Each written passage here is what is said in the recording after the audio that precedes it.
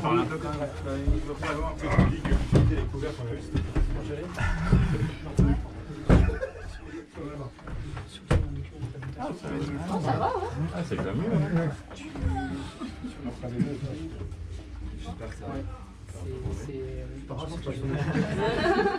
Nickel. Ah bah en fait j'ai pas t'as mis à jour. Au pire vous pouvez Ah non, mais dessus. pas mis sur le... Ouais. Ben en fait c'est... Je peux pas faire deux choses à la fois. Je galère déjà comme un... Je savais pas qu'il était la bonne. Non, ça va pas faire le spectacle. Où est-ce que... Allez, arrêtez, on va presque commencer alors. Jamais ça nous est arrivé. Non, moi ça me. Jamais ça nous arrive. Enfin, quelle heure il est là? Non mais purée, mais... On est là par... Là-haut, là. C'est pas possible. On est là par nos invités surprises. Le taux de perte Parce que nos bonitos, ils sont bons, tu vois. C'est pas n'importe qui. Ah, il y a un anniversaire. Ça va être bien ça. Ça, c'est qu'on entend bien. Ouais, bah ça sera l'ambiance du truc. On se partage ça d'abord. C'est ça qu'on se dit. Ça. On a le droit de balancer sur Insta ou pas? Ah ouais, tu fais tout ce que tu veux. Partager la cloche. Attends, j'en ai encore un peu là.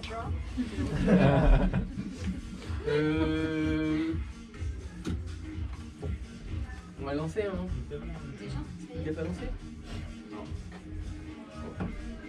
On essaye de pas Elle est à lancer. côté de toi, non? Donc tu vas au petit côté sur le. Bah moi j'aimerais bien pas regarder les niveaux, tu vois. Comment? J'aimerais bien ne pas regarder les niveaux. D'accord. C'est Mathieu qui me garde. Et Mathieu Ok, se proposait ok. de faire. Bah très bien. Je sais pas, un coup de balance ou pas la peine? Quick balance, ça balance des mots techniques. Ouais, c'est clair. Ça envoie des mots techniques dans le cloud. De toute façon là on n'a pas démarré. Ouais, c'est très pro. Hein. On n'a pas la pression, hein? Une pression de fou quoi, j'hallucine. Bon bah attendez, là il y a Windows qui met à jour, alors on peut Ça c'est attendre un marrant petit ça. moment. Ça on aime ça. On a failli commencer alors, mais non. Non mais toujours au bon moment. Ouais, c'est pas mal hein. Ouais, ce qui est bien c'est qu'il te dit 15% je vais faire des effectué. mises à jour, t'inquiète. Vas-y, fais ta vie. On n'a pas besoin de l'ordi instantanément, si? Mais c'est toi qui commence, mon gars. Ah, c'est moi qui commence. C'est toi qui commence. C'est moi qui Pas le commence. directeur. mais- Bah non mais peut-être rappeler comment ça va se passer. Bien sûr, c'est une bonne idée. C'est Oui. qui parle? C'est toi? Ah non mais c'est Bah, qui ça est va. l'host? Ça va se C'est passer ça, comme... Roger Ah, c'est moi? D'accord. Roger l'host. Bon. C'est Bah, ça toi va qui se fais passer les comme un vrai... comme un... Échauffe-toi comme ça. Et vas-y, oui, échauffe-toi Ouais. en parlant dans le micro justement, c'est très bien. Bah, comment ça va se passer? Ça va se passer comme un épisode de Jogging Bonito, sauf qu'on espère que vous pourrez aussi participer lors des discussions. Donc, je vous donnerai la parole de temps en temps si vous avez quelque chose à ajouter ou à discuter avec Émir et David. Ils parlent dans quoi, du coup, les copains, là? Eh ben, regarde. Hop. Et hop. Il est un peu chelou quand je chante. Ouais, c'est Émir qui m'a mis ça. Qu'est-ce que vous voulez que j'y fasse? Je ne sais pas exactement ce que c'est. Petit zoom, le petit modèle Ouais. de zoom, là. J'étais trop loin, là? Ouais. Ok. Je sais pas si ça sert à quelque chose, mais il est sans fil, le bousin. Mais après, ne veut pas complexifier les choses dès maintenant, là. Franchement, moi. Mais non, mais ça va. moi. C'est grave. Regarde, que ça va? Il va loin. Il va sur. Bah ouais, Si tu ça veux va. passer Ouais, la il parole à voulait quelqu'un. c'est ça. Attends, Il y avait du attendez, câble. on y est. ça, ouais. Vas-y. Ah. Hop. Regarde, je vais donner au plus loin. Non, moi je suis pas contre. Toi, t'es chaud? Parce que le son sera peut-être pas exactement le même. Mais... Ça marche, oui, bonjour. Ça va. Donc, c'est toi qui vois. Très bien. Et puis, ben, sinon, ouais, on va faire les deux chroniques et au milieu, on va faire une petite pause de 10 minutes si vous voulez. Ouais, chercher des bières. Voilà. Exactement. C'est ça. Très juste. C'est une idée. Hein. Il y a du Wi-Fi ici. Il y a un modem 4G. Tizen Bar. Il y a un mot de passe sur Tizen Et puis, Bar. si vous avez des trucs à dire à Émir et David, c'est le moment, quoi. C'est quoi le mot de passe du Wi-Fi? Ça va, regarde. C'est un rebord. Personne n'a le mot de passe du Wi-Fi? Non, on s'en fout. Pourquoi? Tu veux la 4G? Moi je vais mettre la mienne, t'inquiète. Quoi faire? C'est gentil. Bah, parce que la chronique elle est sur Ah, Google sur le Drive. drive. Ah ouais, Ok. c'est ça le problème du cloud. En fait, on aurait dû imprimer les chroniques, les distribuer, tu vois. Enfin, Bah, il y en a qui sont organisés, et puis il y en a d'autres qui le sont Et moins. les autres, c'est ça. Est-ce que David a rendu sa chronique à temps? Je Je sais pas, il l'a rendu ou pas? Ce qui est Attends. vrai, c'est que je l'ai modifié encore dans la voiture tout à l'heure. Ah, je ne suis pas au courant de cette mise à jour. Non, Eh, dis Siri, change-moi telle phrase. ça a, Énorme. ça a été donné plus en avance que d'habitude quand même. Eh, t'as vu, moi? Oui, parce que- Pas à l'heure, mais plus en avance. Moi, j'ai assuré cette fois-ci. Ouais, c'est vrai, bravo Emir. Ah, ouf. Bon, allez, et merci à tous de prendre de votre temps pour être là. Moi, je tiens toujours à dire ça parce que le temps est de plus en plus précieux dans ce monde de guerre d'attention, n'est-ce pas? Et vous prenez de votre temps pour être là parmi nous, pour nous donner la chance de faire cet event un peu bonne franquette dans une cave underground, quoi. Et vous êtes volontaire pour être là et pour écouter le délire de trois poteaux. Et voilà, merci. Moi, je vous remercie. Il y a quand même une question en fait. Qui sait qui est cette personne? Eh ben, c'est la femme dans... comment elle s'appelle dans le- Toi-même, tu sais. Ouais. Ah non. Non. Ah, voilà, ouais. Voilà, c'est un rapport avec Anne. C'est ça, Anne. Ah, bah, ouais. Voilà. La mère de Romanov c'est derrière. Un point. Un point. Ok. Ça, c'est Jamel Debbouze. Il y a que des ânes Ah. Il n'y a que des ânes. Il a qu'un bras. Oui, on va peut-être régler ce dossier-là. Après, donc, il y a Cléopâtre. C'est une chronique là-dessus ou pas? Il y a Cléopâtre. C'était un âne. C'est pas trop. Il y a Pinocchio là-bas. Cléopâtre, pourquoi? Parce qu'elle se baigne dans du lait d'ânesse. Ah. Ouais. Oh, quelle culture. Il se transforme en âne. Il se transforme en âne. Oh. Parce qu'il fait que des bêtises. Excuse-moi. Oh là là là là. Oh, punaise, d'accord. C'est Il pas n'est ça. pas culturé, toi. C'est pas ça, lui. Incroyable. Ouais, t'as 4 versions différentes, toi. De la chronique, Ouais. je sais pas pourquoi. Je sais pas pourquoi. Je sais que c'est le seul qui s'est fini à 1h33 du matin. je sais. Ça doit être la Hier. bonne. Mais il n'y a que toi qui écris Les chroniques pour les autres. les autres écrivent pas. J'écris les chroniques de tout le monde, en fait. C'est ça. C'est pour ça qu'il est tout le temps en retard. Moi, je suis Mais là eux juste ne pour lisent pas les insulter. chroniques. Moi, je les lis, mais eux entre eux ne lisent pas leurs chroniques. Ouais, ou parfois. Hein. Oh, Ça ça fait dépend. longtemps que je l'avais Des pas fois, fait. on se dit non, il faut pas le faire. Ouais. Moi, j'ai pas lu ta chronique là. Moi, très peu. C'est Très marrant peu qui est intéressé par chargé cette de. histoire. Ouais, j'avoue. Bon. Il vaut mieux que je la découvre sur place pour le rapport d'étonnement, tu vois, pour que je puisse. C'est lancé ça déjà ou pas? Ouais, c'est en route. Eh bien, tout est quand enregistré. on veut. Ah, tout est enregistré. Ne racontez pas n'importe Bon, quoi. est-ce qu'on est prêts les gars? Oui, on est en train de recorder là, c'est Ouais, bon. c'est. Enfin, le bouton est rouge. Et on teste pas que c'est bon parce que ce soir on va recorder. En fait, c'était rien du tout dedans. C'est Non, comme non, ça. ça Tant fait- pis, en même temps, hein, Je vous peux aurez eu filmer, l'épisode je et peux puis. filmer tout le monde, là, comme ça. Ouais. Ça ne dérange pas. Super. Wesh, David. Wesh. Ah, bien ou quoi, mon nigger? Bien, bien. Non, ça c'est un politiquement correct. On recommence. Bien ou quoi, mon poteau? Bien, bien. On est avec les bonitos? Ouais! Ah là là, c'est beau. Et on est avec? Mardi. Oh yeah!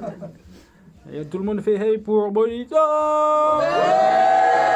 Merci beaucoup. C'est parti dans quelques instants. Mardi, on démarre ou pas? Ben écoute, moi je suis prête. Vous êtes prêts? Vous êtes prêts les Grave. bonitos? Ouais. T'es prêt, David? Oui, Bah, très bien. je crois. Vas-y. Il y en a un qui est sérieux ici, c'est bien. C'est bon? C'est bon chronique? Ouais. De toute façon, on va lire. Peut-être la relire, non? Ouais, je vais la relire. Il mais, y a des- il y a des fois quand on est un peu dans l'urgence et tout, on reprend les chroniques juste avant d'enregistrer, on se dit c'est moi qui ai écrit ça? Moi, je tombe tout le temps dans un écueil, c'est que j'écris des phrases trop longues et après, quand il faut les lire, je bafouille. Après, il faut réenregistrer et tout.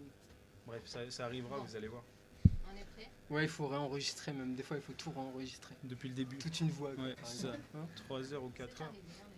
Oui. Sur le dernier épisode, en fait, on a eu un problème sur ma piste de voix. Et donc j'ai réenregistré toute ma piste de voix, mais tout seul. C'était cool. Donc c'est que de la comédie, en fait. C'est ça. Depuis, il a investi 8000 € dans du matériel. J'ai des castings. Bon, on est prêts? Ouais. Prêts là. Bah, moi, je suis assez chaud là. Franchement, j'ai très chaud en plus, avec mes vêtements Et près moi, du tu corps. m'étonnes, ouais.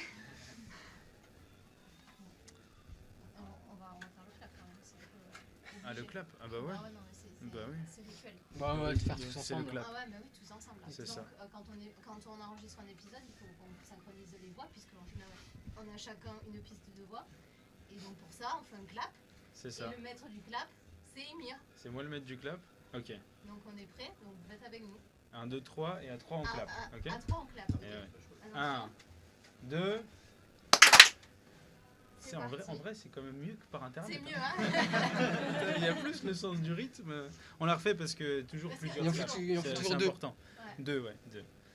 1, 2 et à 3 on clap. 1, 2. Oh putain, cette synchronisation. Ah, c'est tellement Franchement, ça incroyable. vaudrait le coup d'en faire un Ouais. troisième. Ouais, parce qu'en vrai, sur Pour le internet, chiffre. on est là, on clap et en fait, puis, on ça n'entend pas fait les un autres au temps même d'attente. moment. Ouais, Ouais, c'est ça n'a rien à voir. Là, ça fait C'est du trop bien. mieux en vrai. Ouais. Sinon, on peut faire refait. Un troisième.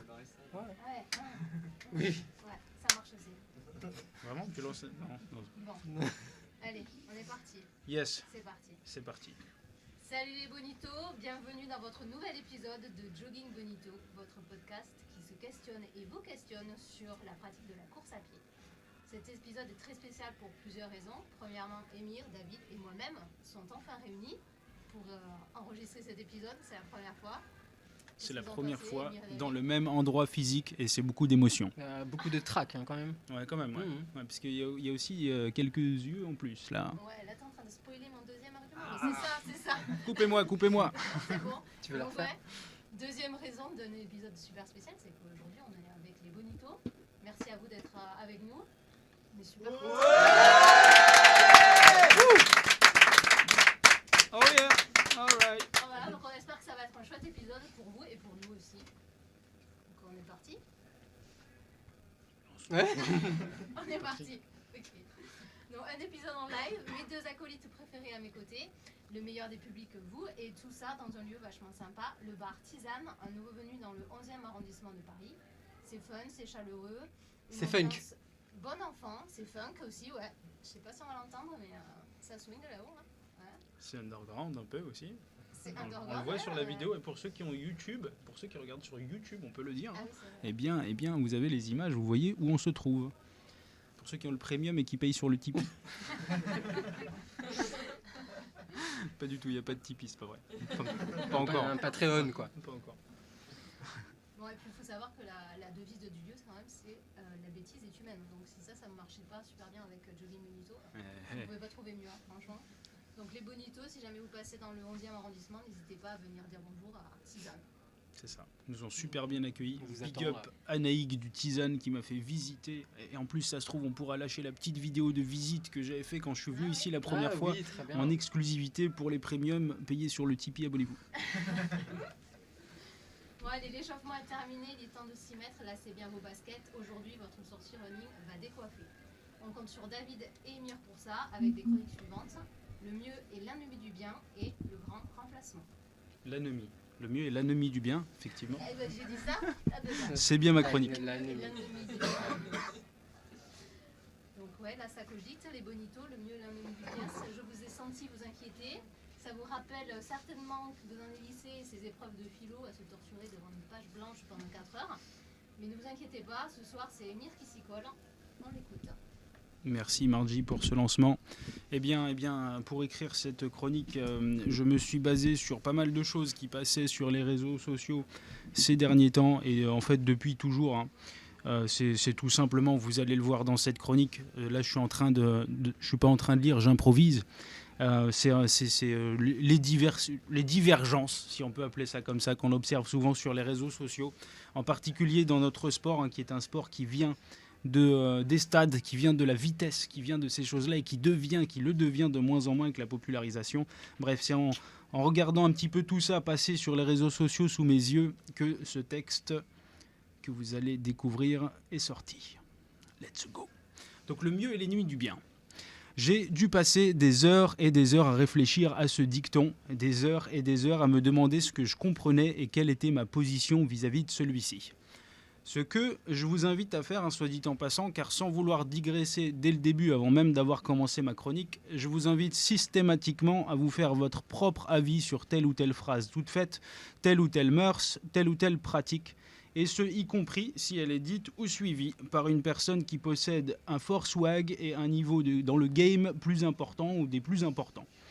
Avant de réutiliser, à mon avis, il est toujours nécessaire de penser plutôt que de prendre en l'état parce que ça a l'air cool et savant et de ressortir comme si ça s'appliquait dans l'absolu. Bref, vous l'avez compris, se faire un avis sur les choses, c'est bien.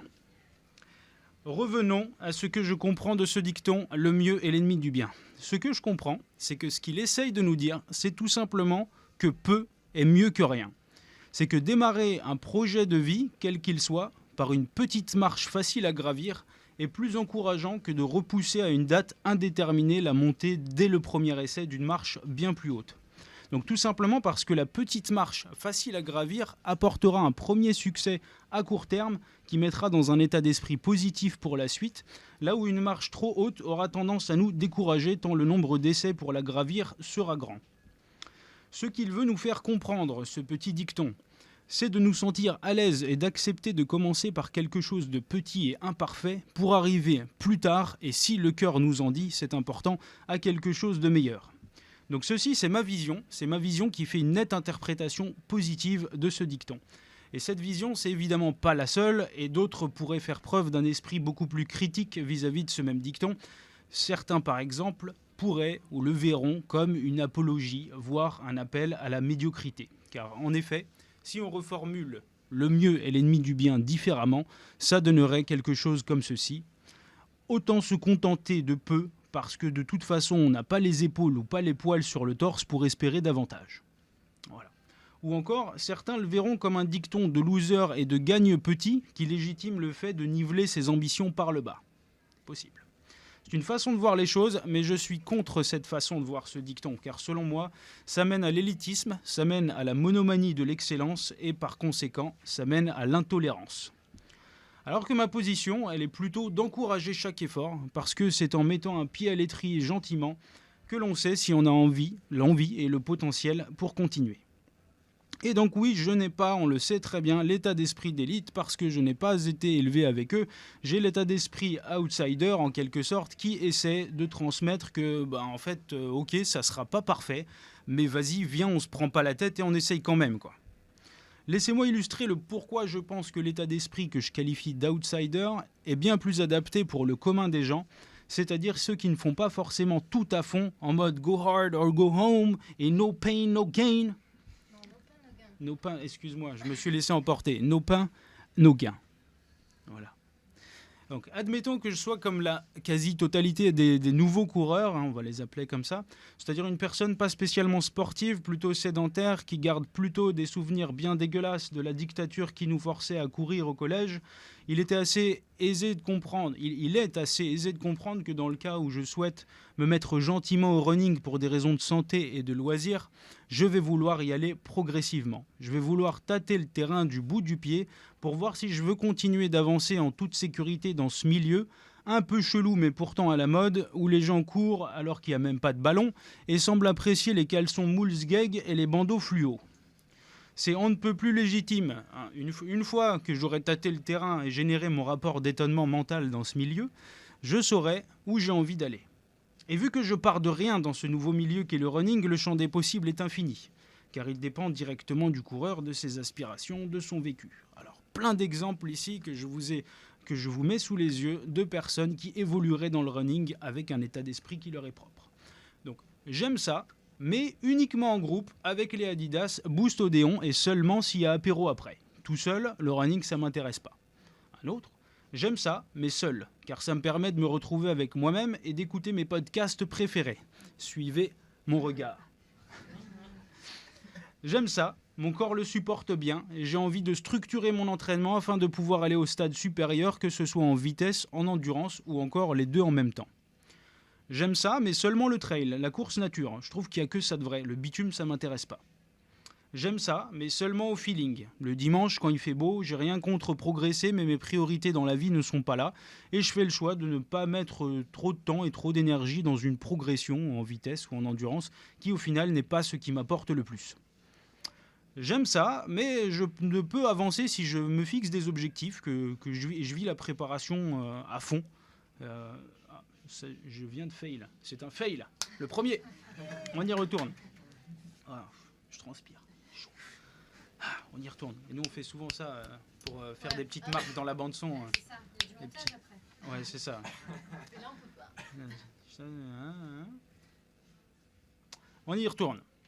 J'aime ça, mais je ne peux avancer que si je me fixe des objectifs, que je vis la préparation à fond et que je vis le jour J à fond. Enfin, j'aime ça, mais plutôt par période, indifféremment sur des montagnes ou sur du bitume. Parfois j'ai envie de courir, parfois j'ai pas du tout envie et je cherche le fun avant tout et j'aime bien varier les sorties. Courir selon un plan structuré avec des chiffres ne me correspond pas. Note de la rédaction, celui-ci c'est le mien. Ouais, n'est-ce pas ? Et pour chaque cas, du coup, le niveau d'exigence ou de profondeur envers soi-même n'est jamais figé, va dépendre du niveau de pratique et du maintien de l'intérêt pour la discipline, je me répète un peu, mais on a compris. En bref, un champ des possibles qui est totalement ouvert et qui est sans motif, sans pattern net. À ce stade, qui vise à identifier son profil de coureur et le pourquoi de sa propre pratique, viser l'excellence n'a aucun sens à mon avis. Maintenant, très différent. Admettons que depuis mes 6 ans et demi, je suis inscrit au club d'athlètes et que j'ai la discipline et les règles presque ancrées dans mes gènes au point de ne même plus me demander d'efforts mentaux pour être capable de suivre un plan sans trop réfléchir, ni même écouter mes envies et mes états d'âme. Ici, je débarque clairement pas à poil dans le domaine et au contraire, j'arrive en ayant déjà un backpack, un sac à dos pour les francophones, avec dedans des armes que le sédentaire dont je parlais juste avant n'a pas. J'ai des aspirations, j'ai une conception de la discipline, j'ai un prisme et un champ des possibles totalement différents du profil de coureur outsider qu'on abordait avant. Du coup, mes exigences envers moi-même vont être plutôt, et ça va être volontairement caricatural, orientées comme suit. J'ai envie d'aller chercher tous les petits tweaks and tricks pour maximiser ma récup entre 2 séances, notamment les astuces nutrition, les produits de massage, les séances de kiné ou encore la cryothérapie. Il faut que j'étudie quel type de fractionné aurait un meilleur rendement sur moi-même pour aller chercher les quelques secondes qu'il me manque sur mon semi-marathon à horizon 2 mois. Il faut que je me trouve un meilleur lièvre pour aller chercher le RP sur mon semi et qui me dégage la voie et qui me permettra d'éteindre mon cerveau et d'externaliser la gestion de la première partie de ma course. Il faut que j'envisage de doubler les séances pour avoir un meilleur rendement et peut-être dépasser les performances de Jean Athlète, l'élite incontestée du club et espoir des coachs.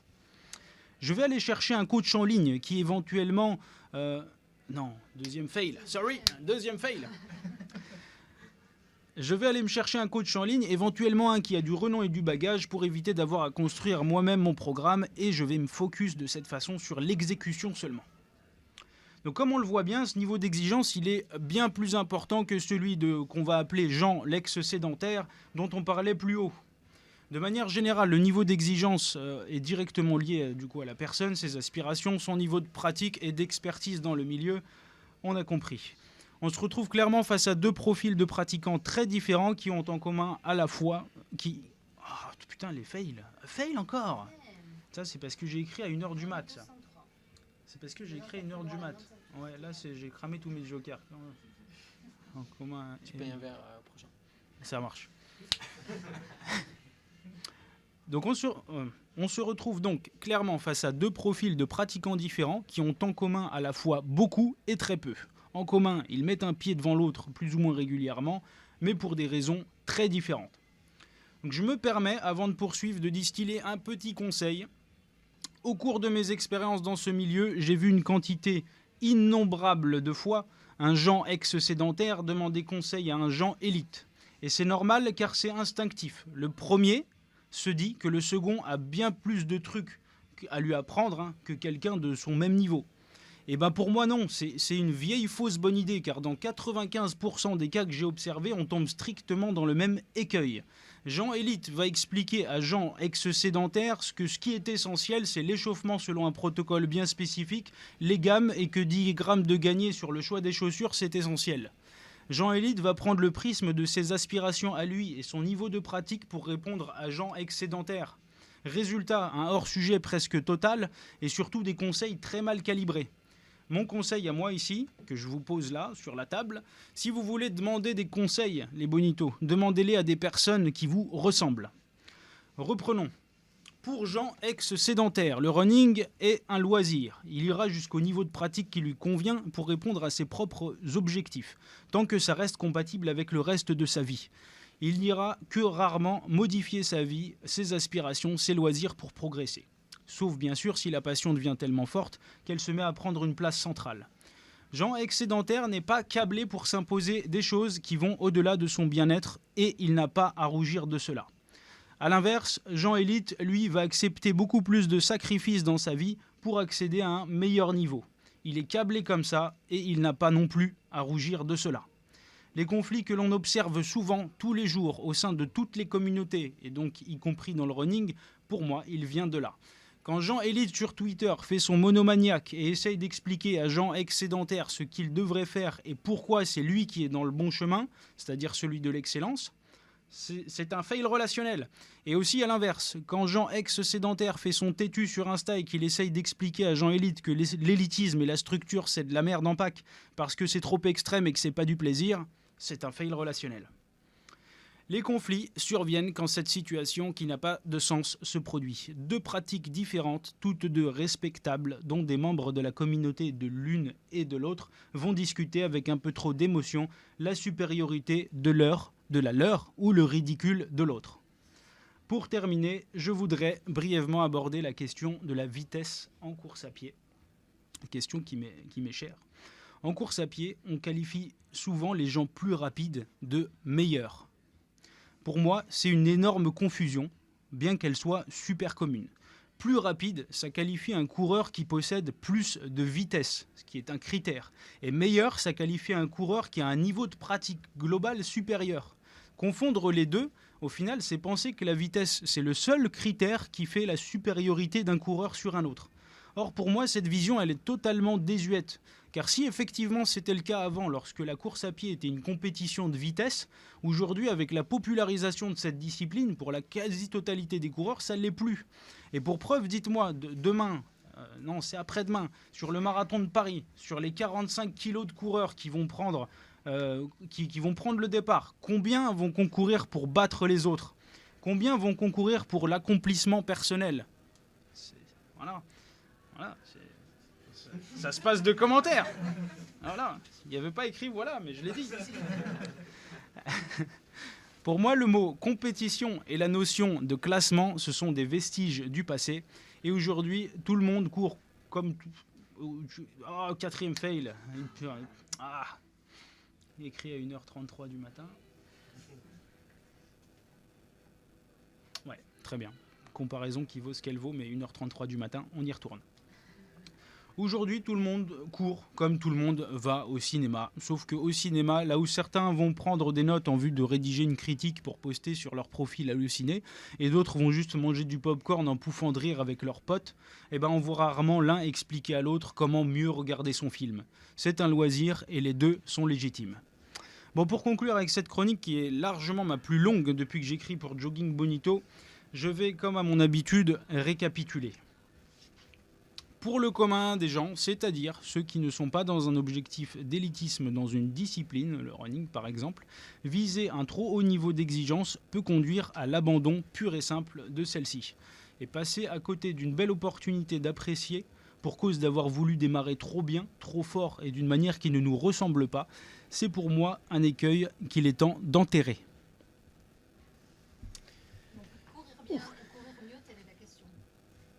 Courir bien ou courir mieux, être ou ne... to be or not to be. Autre chronique. Moi j'ai envie de commencer en faisant un petit sondage en profitant de la présence des Bonito et de vous demander qui court avec pour objectif les performances et qui court juste pour se sentir bien. On fait des levées de main sur la première puis sur la deuxième. Ah si. Ben ouais, complètement. On peut trouver son bonheur dans la performance. Oui. Aussi, Noter sur le paperboard. C'est ça. On peut trouver son bonheur dans la performance. Mais c'est certes, c'est très juste. Tout à fait. Donc, un peu des deux, quoi, en fait. David Emir, je pense que j'ai pas besoin de vous poser la question, non? Je sais pas. Peut-être j'ai changé d'avis. T'as changé d'avis depuis que t'as lu ta chronique. Et David, on sait aussi, je pense. Non, moi je suis tout à fait d'accord. Quand on débat de ça, souvent on se place dans un camp, plutôt l'un ou plutôt l'autre. Ouais. Alors que là, les gens en témoignent, quoi. Ça dépend des moments, quoi. Ça dépend du jour, quoi. Ça dépend du moment dans la journée, même parfois, quoi. Ouais. Et ça qui est important, c'est que ça dépend du moment. Le fait que ça dépende, ça nous met déjà dans une certaine catégorie. Pour certains, ça ne dépend pas. La performance, c'est une idéologie. Ça ne dépend pas. Voilà, tout à fait. Donc du coup, si ça dépend, ça signifie qu'on est tous pareils dans cette salle. On est des bonitos. C'est notre soi, quoi. Maintenant, faut pas négliger que nos aspirations personnelles, elles sont en constant changement, donc c'est un peu ce qu'on dit aussi, au cours de notre pratique de la course à pied. Et par exemple, moi je pensais avec l'âge, notamment, on change de vision, notre regard va changer, non, sur la pratique de la course à pied. Je sais pas si... S'il y a des vieux dans la salle. S'il y a des vieux dans la salle qui peuvent le confirmer. Non, mais même nous, peut-être quand on était plus jeune, on courait avec plus peut-être pour la performance, et puis de moins en moins, on trouve moins notre bonheur là-dedans, je sais pas. Ouais, puis on réfléchit un peu plus ce qu'on fait, quoi. Ouais. Enfin, donc on mûrit un peu notre pratique. Je pense que c'est pas nécessairement une question d'âge, peut-être plutôt de pratique, d'expérience, mais... Et je pense que l'âge aussi oblige à tu veux dire des difficultés physiques aussi, donc tu me regardes là, hein. Non, je te regarde, je te parle. Non, mais c'est vrai, à un moment donné, c'est sûr qu'on va pas... Si on courait pour des performances, à un moment donné, on va plus arriver à faire mieux, et il faudra bien continuer à trouver... Il faut quand même dire qu'il y a certaines disciplines comme l'ultra, quoi, où on observe quand même que les gens progressent très tard, quoi. Ouais, c'est vrai. Il y a des gens qui ont... Moi, mon partenaire d'entraînement, par exemple, il a 50 ans, il progresse toujours, quoi. Enfin, et donc, ouais, l'âge, ça dépend des disciplines aussi, en fait. Ouais, c'est vrai. Et ce que tu dis, Margie, moi je l'ai très souvent entendu de personnes un peu pas si jeunes, quarantaine, cinquantaine, qui venaient nous voir, enfin qui venaient me voir en particulier, pour me dire exactement ce que tu as dit, c'est-à-dire ah ouais, moi la vitesse je l'ai fait quand j'étais jeune, mais maintenant c'est bon, j'ai arrêté, maintenant c'est plutôt le long. J'ai entendu ça un nombre incalculable de fois, donc la question se pose vraiment, je pense que c'est un truc commun de se la poser. Je pense qu'il y a beaucoup de gens qui étant jeunes ont bombardé et qui en sont revenus par la suite parce qu'ils s'apercevaient que ça les intéressait plus de bombarder. Peut-être trop éprouvant, peut-être qu'à force dans le temps, peut-être qu'on crame une jauge en fait. Quand on est un coureur qui n'est pas spécialement un athlète, on crame une jauge et qu'un jour on se dit bon bah souffert j'ai vu, maintenant je vais souffrir différemment. Souffert en cardio j'ai vu, maintenant je vais souffrir, je vais me péter les jambes pendant 80 bornes à 50 ans en Yvelines par exemple. Hein ouais, je sais pas si t'as cramé un truc, enfin peut-être. T'es passé sur une autre discipline. Ouais. Voilà, quoi. Bah, en fait, si je dis cramer, c'est plus dans le sens où c'est en général expliqué. Quand les gens te disent ouais, j'ai fait ça, j'ai fait, maintenant je suis passé à autre chose, tu as l'impression que le bonhomme dit j'ai enterré ça parce que ça j'ai déjà donné. Je suis passé à autre chose, c'est ça. Ouais, c'est pas une question de difficulté en fin de compte. Pas forcément, quoi, je veux dire. Et sinon, quand on n'a plus de progression évidente dans notre pratique, comment on fait pour se trouver d'autres objectifs? Continuer d'avancer. Déjà, il faut expliquer ce que c'est que la progression, quoi. Il y a un verbe que vous avez employé, c'est toi ou venir, c'est avancer, quoi. Je trouve ça juste comme plutôt que progresser, plutôt que chercher l'amélioration, avancer, quoi. Qu'est-ce qui nous fait avancer? C'est déjà une question à se poser, en fait. Tu vois, donc qu'est-ce qui peut nous faire trouver des nouveaux objectifs? Ouais, enfin... Je sais pas quoi dire. Parce que c'est vrai, T'as tellement de choses. Je trouve qu'il y a tellement tout. Là encore, on parle beaucoup des chronos, on parle de la distance, mais à un moment donné, je pense que tu as fait déjà pas mal de distance, ou tu as fait des chronos aussi. Pourquoi tu continues T'as essayé de tes drones? Ouais, grave. C'est ça. C'est toutes les défonces. Maintenant, je suis en train de revenir. C'est ça. Non, je pense que ça dépend vraiment de comment on est câblé, même si je le dis déjà, l'impression de l'avoir dit 8000 fois dans la chronique, mais je trouve que ça dépend vraiment de comment le cerveau réagit à... Par exemple, tu prends une allée, il y a un truc au bout de cette allée, soit tu te dis, tiens, j'ai vu, il y a ce truc-là, j'ai vu ceci, j'ai compris, je fais demi-tour et je vais aller dans l'allée d'après. Ou soit tu te dis, tiens, il y a un truc là-bas, je vais essayer de voir ce qu'il y a au-dessus, peut-être que je peux passer quand même, c'est peut-être pas une impasse ce truc, je vais aller voir. Et en fait, c'est quand même deux approches qui dépend directement de c'est qui cette personne. Qu'est-ce qu'elle veut faire? Est-ce qu'elle est du genre à se dire j'ai vu c'est bon, ou est-ce qu'on tentait de ça et aller ailleurs, donc quelque part un peu versatile, ou est-ce qu'elle veut enfoncer le truc, quoi, elle veut aller insister sur le truc, se spécialiser en gros. Ouais, il y a la curiosité, peut-être qu'effectivement l'âge ouvre plus la découverte, l'envie de découvrir. Enfin, je pense que tout l'âge elle est un peu dans ce sens-là et je trouve très juste. Est-ce que peut-être un Delboni, toi, quelque chose à dire là-dessus? N'ayez pas peur, hein. Non, pour moi, ça peut Attends, vas-y, je te passe le micro. Pour moi, ça peut dépendre de, pas forcément d'une personne ou d'une recherche de performance. Ça peut aussi, il y a plusieurs paramètres. Parfois, on a envie de courir seul et chercher la vitesse. Et parfois, on va sortir en groupe. Et là, ça va être plus de la détente. Je pense qu'en fait, c'est pas tout blanc ou tout noir. Ça peut dépendre aussi des personnes avec qui on pratique, du type de course qu'on fait. C'est soit on va se lever un dimanche matin pour aller faire les 10 km de Bourgoin-Saint-Poulet, de la fête à la saucisse, et allez, on va se dire, vas-y, je vais bombarder, voir ce que je peux faire sur 10 bornes. Et à contrario, on peut aller faire un trail de 40-50 bornes et être un peu plus cool et le faire avec des amis. Je pense qu'en fait, ça peut être, voilà, ça peut être un peu différent. Voilà. C'était Thomas. Ouais. Quelqu'un d'autre? Ouais. Moi, par rapport à ta chronique, Emir, je suis pas tellement d'accord sur le fait que les deux mondes ne doivent pas communiquer entre Jean l'élite et Jean l'ex-sédentaire. C'est quand même dommage que chacun parle à ses équivalents sans essayer de voir ce que fait l'autre. Et ce que tu appelles les fails relationnels, est-ce que c'est pas juste un manque d'empathie, un manque de tolérance par rapport à la vision que peut avoir l'autre du même sport qu'on a tous en commun? Totalement, je réponds tout de suite parce que c'est très intéressant, je pense. Je dis, en fait, je pense pas indiquer qu'à mon avis, il faille cloisonner. C'est-à-dire que je dis pas que ces gens ne doivent pas se parler.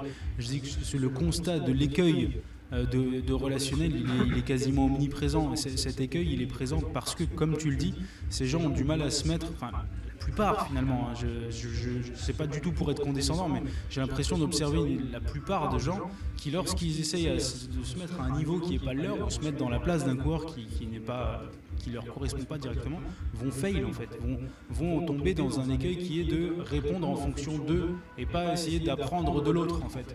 Je trouve qu'on observe assez peu ça quand on a deux profils de coureurs bien distincts, ce que j'essaye de caricaturer dans cette chronique.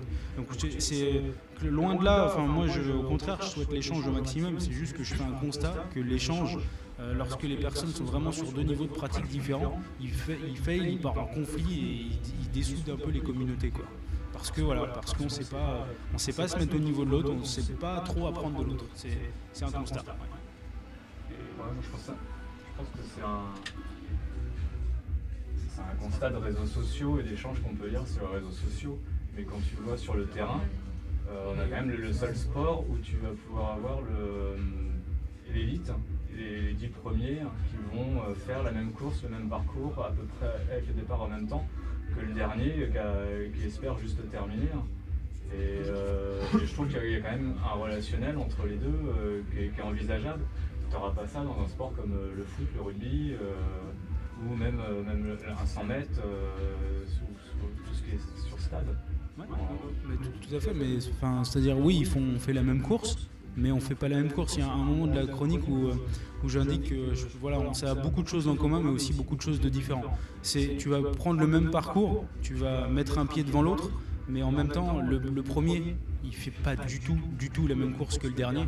Il lui parlera pas en fait, et il aura fini, il sera rentré chez lui, il sera douché, il aura fait l'amour et ce sera le lendemain, et l'autre il aura pas fini quoi. Tu vois, du coup c'est quand même pas pareil. C'est là où je veux dire, je pense qu'il y a vraiment c'est les mêmes parcours, et comme tu le dis, c'est unique. Il y a très peu de sports où les élites, tout comme les populaires, peuvent cohabiter sur les mêmes parcours, mais les échanges, même dans la vraie vie, c'est rare que ça se passe bien. On peut le voir avec des élites. Là, je suis d'accord qu'on peut voir avec des élites qui sont très accessibles. Et d'ailleurs, souvent, on les gratifie parce qu'ils sont accessibles. Mais on les gratifie parce qu'ils sont accessibles. Pourquoi on les gratifie parce qu'ils sont accessibles? Est-ce que par défaut, on ne devrait pas être accessible, en fait, justement? Si on les gratifie, c'est parce qu'on se dit, en fait, c'est rare. C'est rare qu'un élite il soit capable de parler à... Ou pas capable, mais qui veuille bien prendre le temps de parler à un inférieur, entre guillemets, tu vois, c'est dur comme mot, mais on a compris. C'est pour ça qu'il ne faut pas être ça dans les cours, tous ensemble. Non, mais en fait, on est en train de définir. Non, mais on a déjà parlé, je suis content de ça. Mais on est en train de se parler, on est... Comme ça, je contrôlais ça. Ouais, j'ai déjà dit politique comme ça. Très engagé. Voilà, le pavé dans la mare. C'est ça.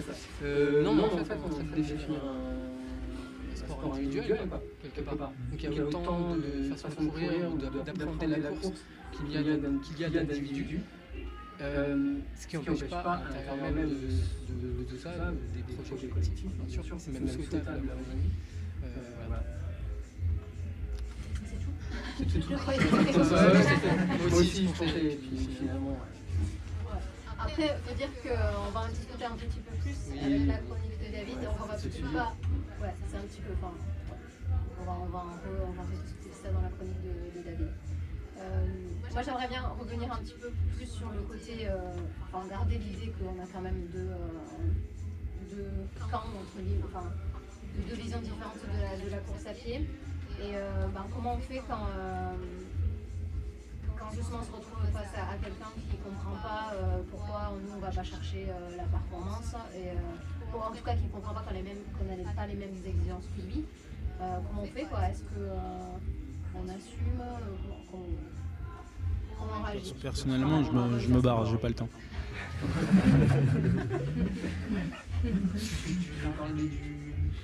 Du regard des autres. Ouais, voilà. Est-ce que tu assumes le fait que toi tu vas pas chercher la performance ou J'ai pas de réponse à ça. Par contre, je pense à un billet qui est sorti une semaine, il y a 2 semaines, de Romain Carrage, qui est un athlète élite, je connais un peu. Ah ouais, c'est vrai, c'est marrant. Et donc son billet est intéressant parce que il attaque avec beaucoup de diplomatie et délicatesse les runners connectés qui ont tendance un petit peu à vampiriser le marché ou l'attention. Et lui, il a envie de leur dire mais pourquoi vous ne courez pas juste pour vous? Moi, je suis là et je cours juste pour moi et puis j'ai rien trouvé, mais courez pour vous et puis c'est très très bien. Et en même temps, c'est un peu paradoxal parce qu'il préconise de courir pour soi et de pas perdre de temps à regarder ce que font les autres, mais de le fait justement en regardant ce que font les runners connectés. c'est ça le but?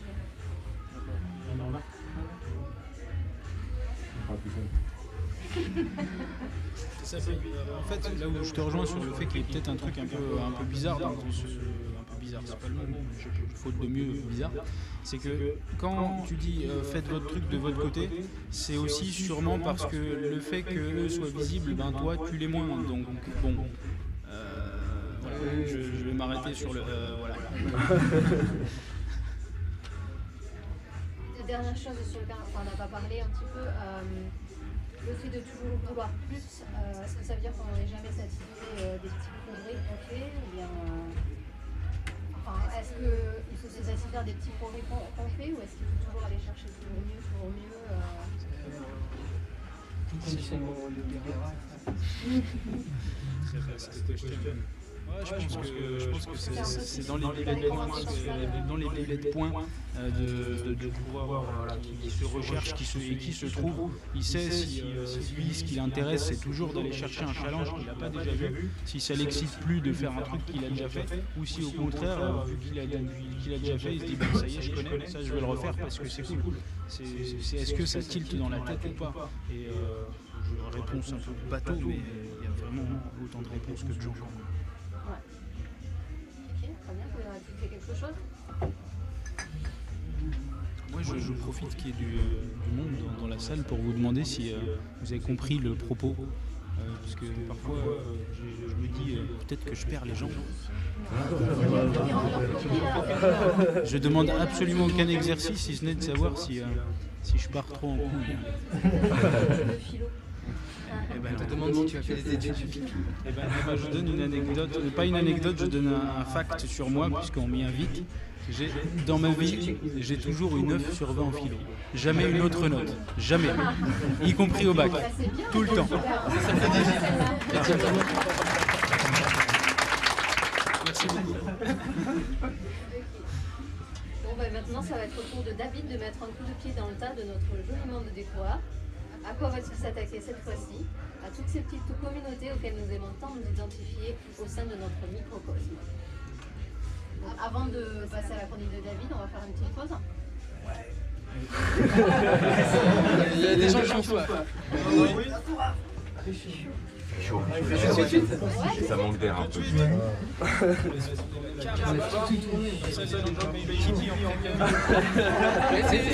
C'est 10 minutes. 10 minutes.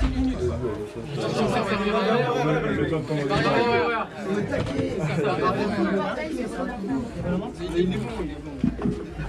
Il va se faire taper. Il est bon. Tu veux me faire taper? Je crois. Carrément. Merci d'être passé.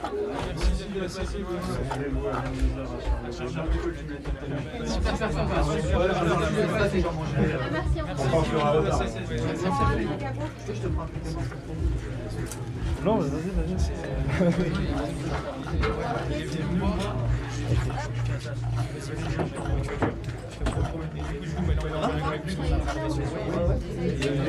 C'est vraiment de la merde. Ouais, j'arrive. Non, c'est top. C'est bien de pouvoir partager C'était bien. C'est vachement bien. Souvent, moi j'écoute ça en voiture, je suis putain, là si j'avais pu intervenir, là j'aurais dit ça. Et là, et même quand on s'attend tous, j'aurais dit ça. Tu vois, quand tu dis quand tu es jeune, tu fais de la vitesse et après tu réfléchis. Je pense que dans la course à pied, tu as plein de gens qui n'ont jamais fait de sport avant, qui se mettent à la course à pied à 30 ans. Et en fait, au contraire, qui pètent un câble. C'est-à-dire que d'un seul coup, ils veulent faire tout. J'ai jamais fait de sport avant, mais la course à pied, ça leur plaît tellement qu'au contraire, ils vont passer d'un semi à un marathon l'année suivante, un 80 bornes, et ensuite ils veulent faire l'UTMB. Tout ça en 4 ans. Alors que c'est des mecs qui ont pleuré leur misère au collège pour courir un tour de stade. Ouais, mais qu'est-ce que tu en dis, toi? Tu dis que ça existe quand même. Je pense qu'il y en a beaucoup. Ouais, je pense que c'est pas. Ce que j'en dis, c'est que c'est propre à la course à pied. Non. Il y a peu de sports comme ça. Mais il y a peu de sports comme ça. Il n'y a pas des gens qui se mettent à la natation dans ce cas qui se disent là, je vais faire les championnats de France l'année prochaine. Après, c'est vrai qu'on pratique un sport qui ouvre vraiment l'accès. C'est pas facile comme la marche. Donc ça, c'est vrai. Mais par contre, le fait avoir des personnes qui d'un coup découvrent quelque chose, une discipline, un sport, de la culture, des activités culturelles, et s'y mettre en compte de tout, c'est très intéressant. Marty, elle veut que je grossisse. Comment je vis Mais la course à pied, les gens, ils n'arrêtent pas au bout de 3 ans. Il y en a, je sais pas, je non. Ça, c'est étonnant. Enfin, moi, aucun jugement. Mais attendez, il faut être Henri Courde pour parler de ça, les gars. C'est pour ça, c'est pour les bonus. C'est pour les bonus qui vivent. Je pense que les endorphines générées par la course à pied sont la meilleure dope qui soit. Je pense que les gens, en fait, une fois qu'ils ont accès à cette addiction-là, ils découvrent un truc, c'est waouh. En fait, je pense qu'il y a des études qui existent. Je crois que tu compares le type de trucs que tu découvres et qui arrivent à comparer un peu. Je sais pas comment ça marche. C'est dans l'orphelinat, tu vas avoir pas les mêmes sensations que tel. Ça existe. Ah ouais. Il faudrait s'y intéresser. Ouais, nous avons pas découvert.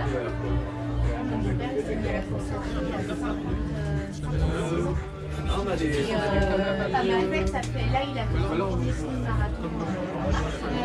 Et en fait, c'est pareil, c'est quelqu'un qui n'a jamais fait de progrès, il n'a jamais rien du tout. Il était un sédentaire, il n'a rien du tout. Et du jour au lendemain, voir, voilà. Il s'est mis à faire le voir. Il a fait son semi-marathon. Il a été blessé à partir de quand il était. Il a mis son programme avec Sergio. Comment il est effectivement, quelqu'un qui n'a jamais rien fait, c'est un peu comme un chien. Des façons de soi, plein de trucs. Quand on fait progressif, déjà il a fait son premier 10 km au mois de septembre. Il n'avait jamais fait autant, il avait fait 14 km avec sa femme il y a 2 mois. Et en fait, il est en septième de pas de là, à chaque fois d'aller chercher le truc. Je sais pas, enfin, dans l'idée, on voit ça vachement. Et puis les miens, je suis pas d'accord non plus, du coup, les classements et tout, que les gens ils courent pas pour ça, ils courent que pour ça. Enfin, Pour le classement. la majorité, tu vois. Quand tu regardes les stats, les résultats, les mecs, les pages de résultats, c'est ce qu'il y a de plus consulté sur les sites des courses. Moi j'ai bossé pour des boîtes de chronométrage.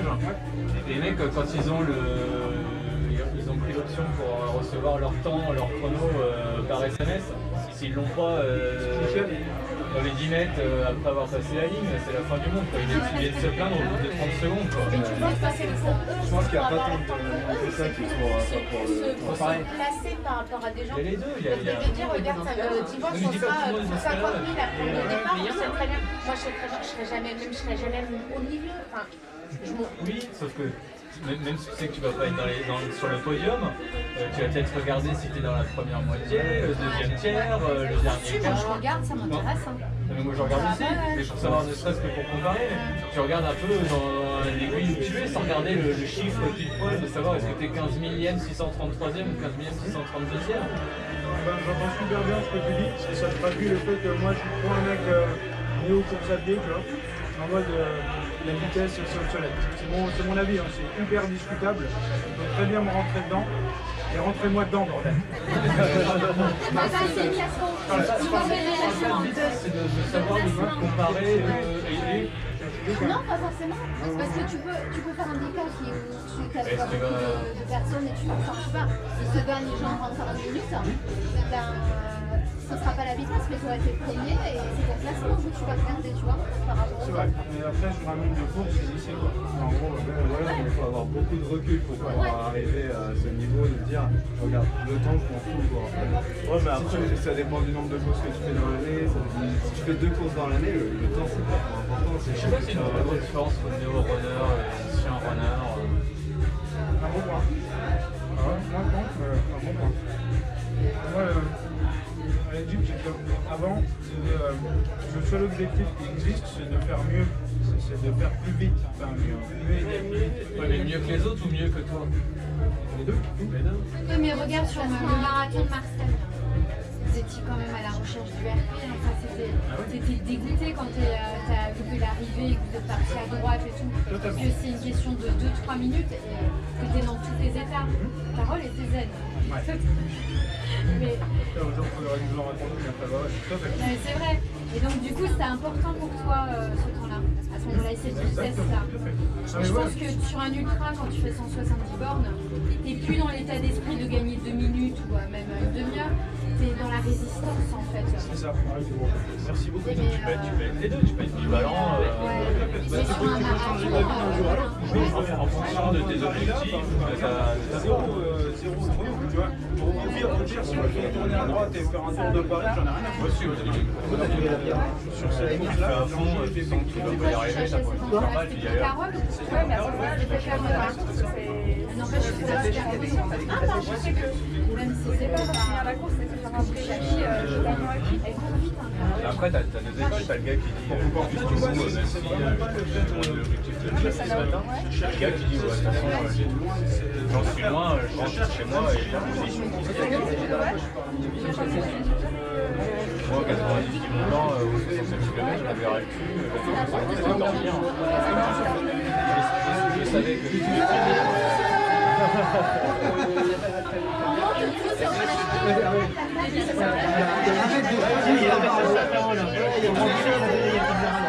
après, je dis je vais pas rentrer à Paris ou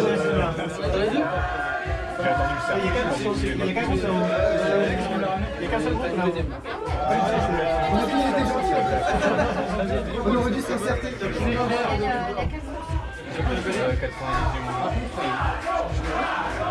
costaud, celle-là. C'est une de la salade avec Je cherche vraiment pas à dire que faire de la vitesse, c'est pas une bonne idée. Je dis que c'est obsolète de penser que c'est la seule chose. Oui, mais ça c'est très vrai. Pour moi, la résistance, quelqu'un qui, comme tu disais, quelqu'un qui va mettre 12 heures sur une course alors que le premier arrive en 6 heures, bah, je trouve ça vachement beau parce que ça veut dire qu'il a eu vachement de volonté, de résistance, de force. Je suis en train de raconter mon école de mail.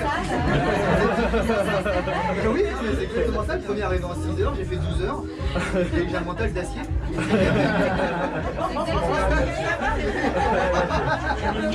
Tu vas partir sur un égo trip.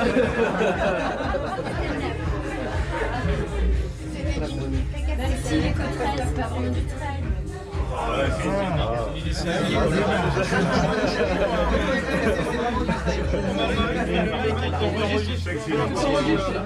Ce sera pas dans la chronologie de l'émission, mais si tu veux la vie de Diadila, ça vous intéresse. Et aussi pour les autres idées, c'était avec ma mère.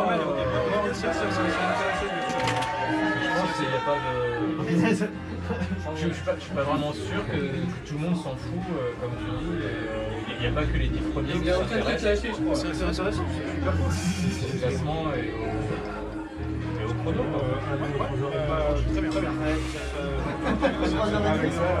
C'est cool, ça super parce que tu vois, ce genre de jeu, après le sport de carter, je vais en live, ça permet d'enrichir le groupe. C'est pas un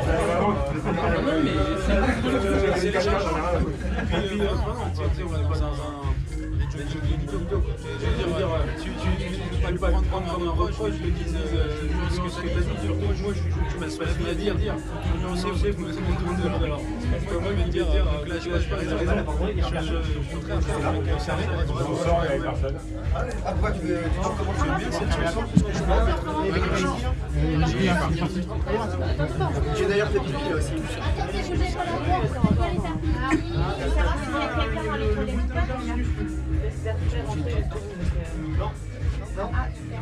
Ou alors, Vas-y, j'ai raté.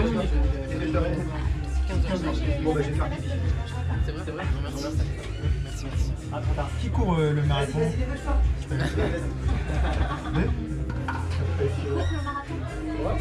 Si je trouve un dossard demain. On peut peut-être passer une annonce. Qui court? Bah ouais, vas-y. Je vais aller tôt demain, je vais chercher. On va le voir débarquer sans dossard. Au salon, il y en a. Mais c'est ça, je vais aller là-bas. Dès que tu sors du métro, il y a des gens qui revendent. C'est ça, ouais, c'est ce que je me suis... Mais c'est ce que j'ai fait pour le semi. Je suis allé là-bas et j'ai posté un message. Je suis là, qui veut vendre son dossard? Et je l'ai eu à mais je me rappelle plus c'est lequel. Ouais, il y en a pas mal. Genre, je suis vraiment pas me faire chier. J'y vais, je vois du monde là-bas, je fais le tour du salon et je demande, je regarde ça. De toute façon, il y en aura. Les gens qui résistent à la dernière minute.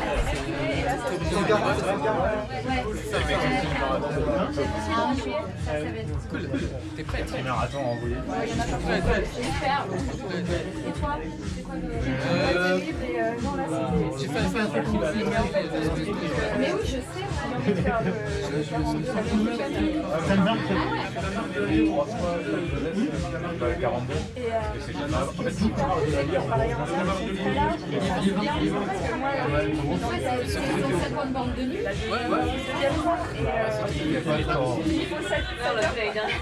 Tu l'as fait? Il est bon. C'est sympa. Il a fait ton marchand ou? On a commencé en marchand et à la fin on avait marre. Vous avez dit que vous étiez parti. Vous êtes triché. Mais vous êtes parti avant ou pas? Vous êtes parti avant ou pas? Ouais, parce qu'il y en a ils partent avant en fait. Ouais. franchement, moi je doublais des gens, je doublais des marcheurs peut-être à 25-30 km. Il y a des gens qui partent plus tôt. Tu veux aller voir s'il n'y a pas un truc qui traîne. Et l'an prochain, j'ai la faire en marchant. C'est super. Ouais, franchement, ouais, je crois. C'est pas facile. Mais moi, j'ai vu l'état dans lequel les gens terminaient. J'ai vu l'état dans lequel les gens terminaient. Ouais, c'est pas évident quand même.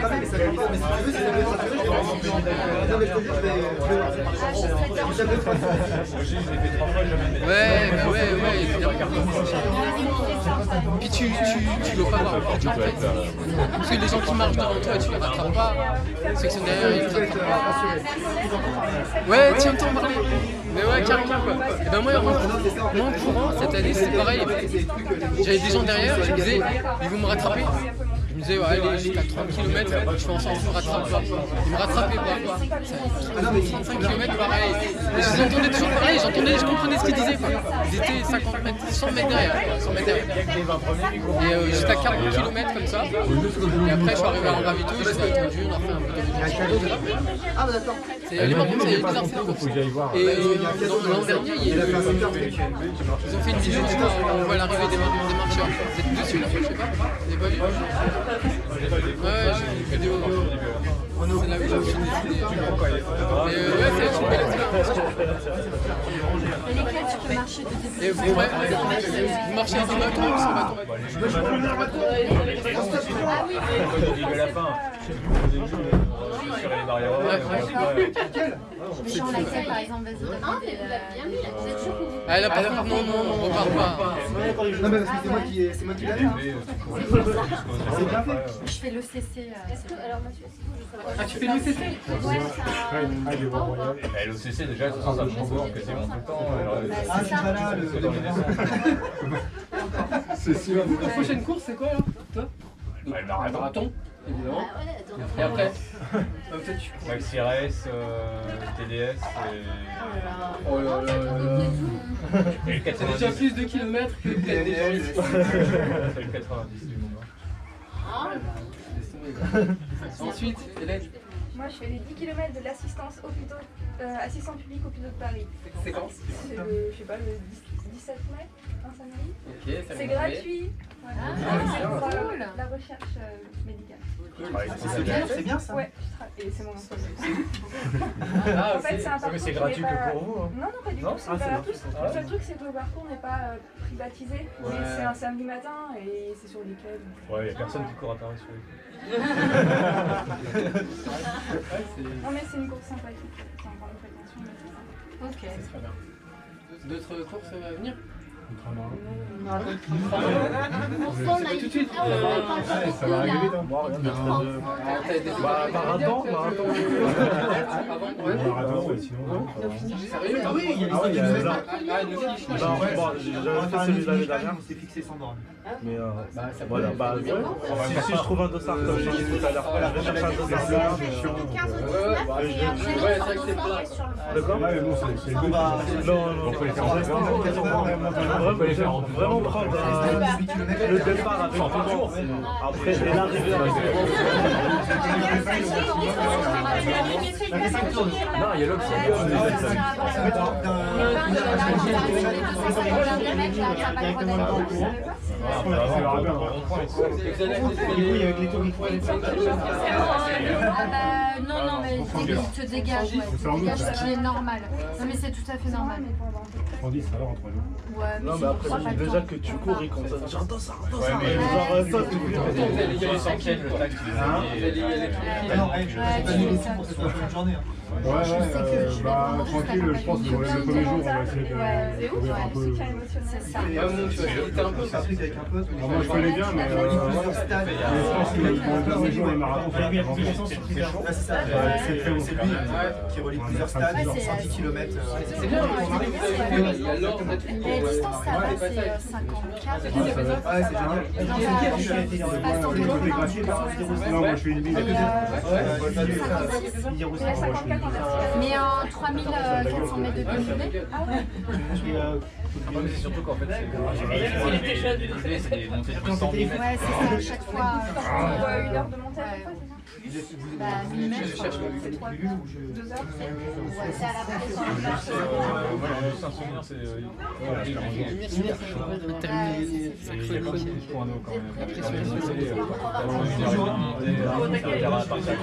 si je préfère ça ou les à chaque fois là. Non.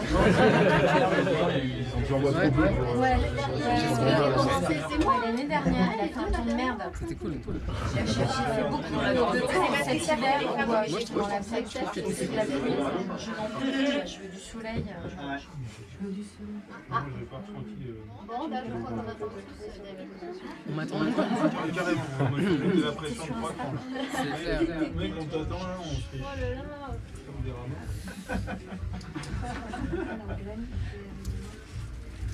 J'ai une meuf aujourd'hui, je meuble. Meuble du marathon, meuf du marathon du Beaujolais. On exclut. Il fallait le demander.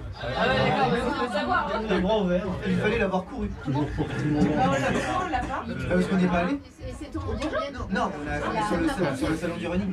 Demain, on ira négocier. C'est grave. Le 50. Je vais aller le voir, je vais leur faire. Tu m'as vu sur la vidéo? Toujours intéressant Je les suis en choses. train de crever là sur la vidéo. Donne-moi le. Les deux, c'est toujours moins important. C'est toujours bon à prendre. C'est un truc que je veux bien avoir en illimité dans ma vie. Et au final, tu utiliseras toujours les mêmes. Emile, tu l'as déjà fait le Beaujolais? Oui, avec des personnes dans cette salle d'ailleurs. C'est bien. Ouais, franchement, c'est cool. C'est festif, mais pas trop. C'est pas comme le Bédoc où là c'est vraiment du grand n'importe quoi. Là c'est tu veux faire un temps, tu peux faire un temps.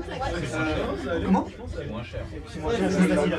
Ah, moi je sais pas, je suis millionnaire, moi je calcule tout le monde. Sincèrement, j'en ai rien à faire. On a quelqu'un qui Non, mais en termes de tarifs, je sais pas du tout ce que c'est le Bédoc. Donc, C'était pas, je crois que c'était moins de 50 euros. d'accord, mais 50 euros la inscription là. c'est en même temps et festif et en même temps tu peux le faire. Si tu veux pas t'arrêter, Voilà, je vais j'ai pas bu une minute de vin sur tout le truc. Ouais, il y a 300, 300, 400. Il y a pas Pas grand-chose. d'invitation, tu Mais tu les as sens. fait les minima. Donc quand tu fais les minima. Moi qui a Cheverny. Ah non, à. C'est quoi qu'on a fait? Cernay.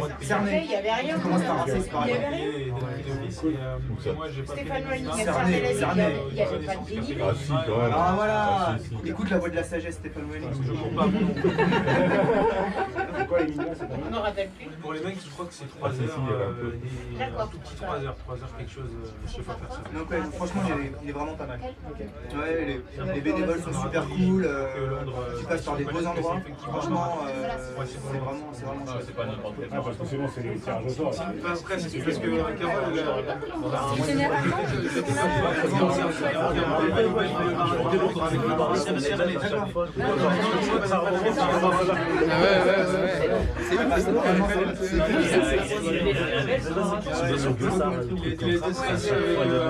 Franchement, après, genre. Ça passe. sans triche, sans rien. J'ai même pas eu à diriger un document comme je fais tous les jours. Ça, c'est tout seul. C'est pas mal. Ouais, C'est un beau projet. on verra. On l'a jamais fait. Ah oui, non, bah. En distance, je faisais des autant. Cool. Ça tourne, Qui finit par bourg. Bon, ça fait 10 minutes. Voilà, ok. Ça fait 10 minutes de délire, je suis passée.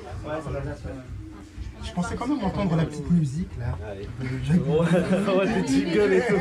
Le jingle. Ouais. Musique d'un tour. Post-prod,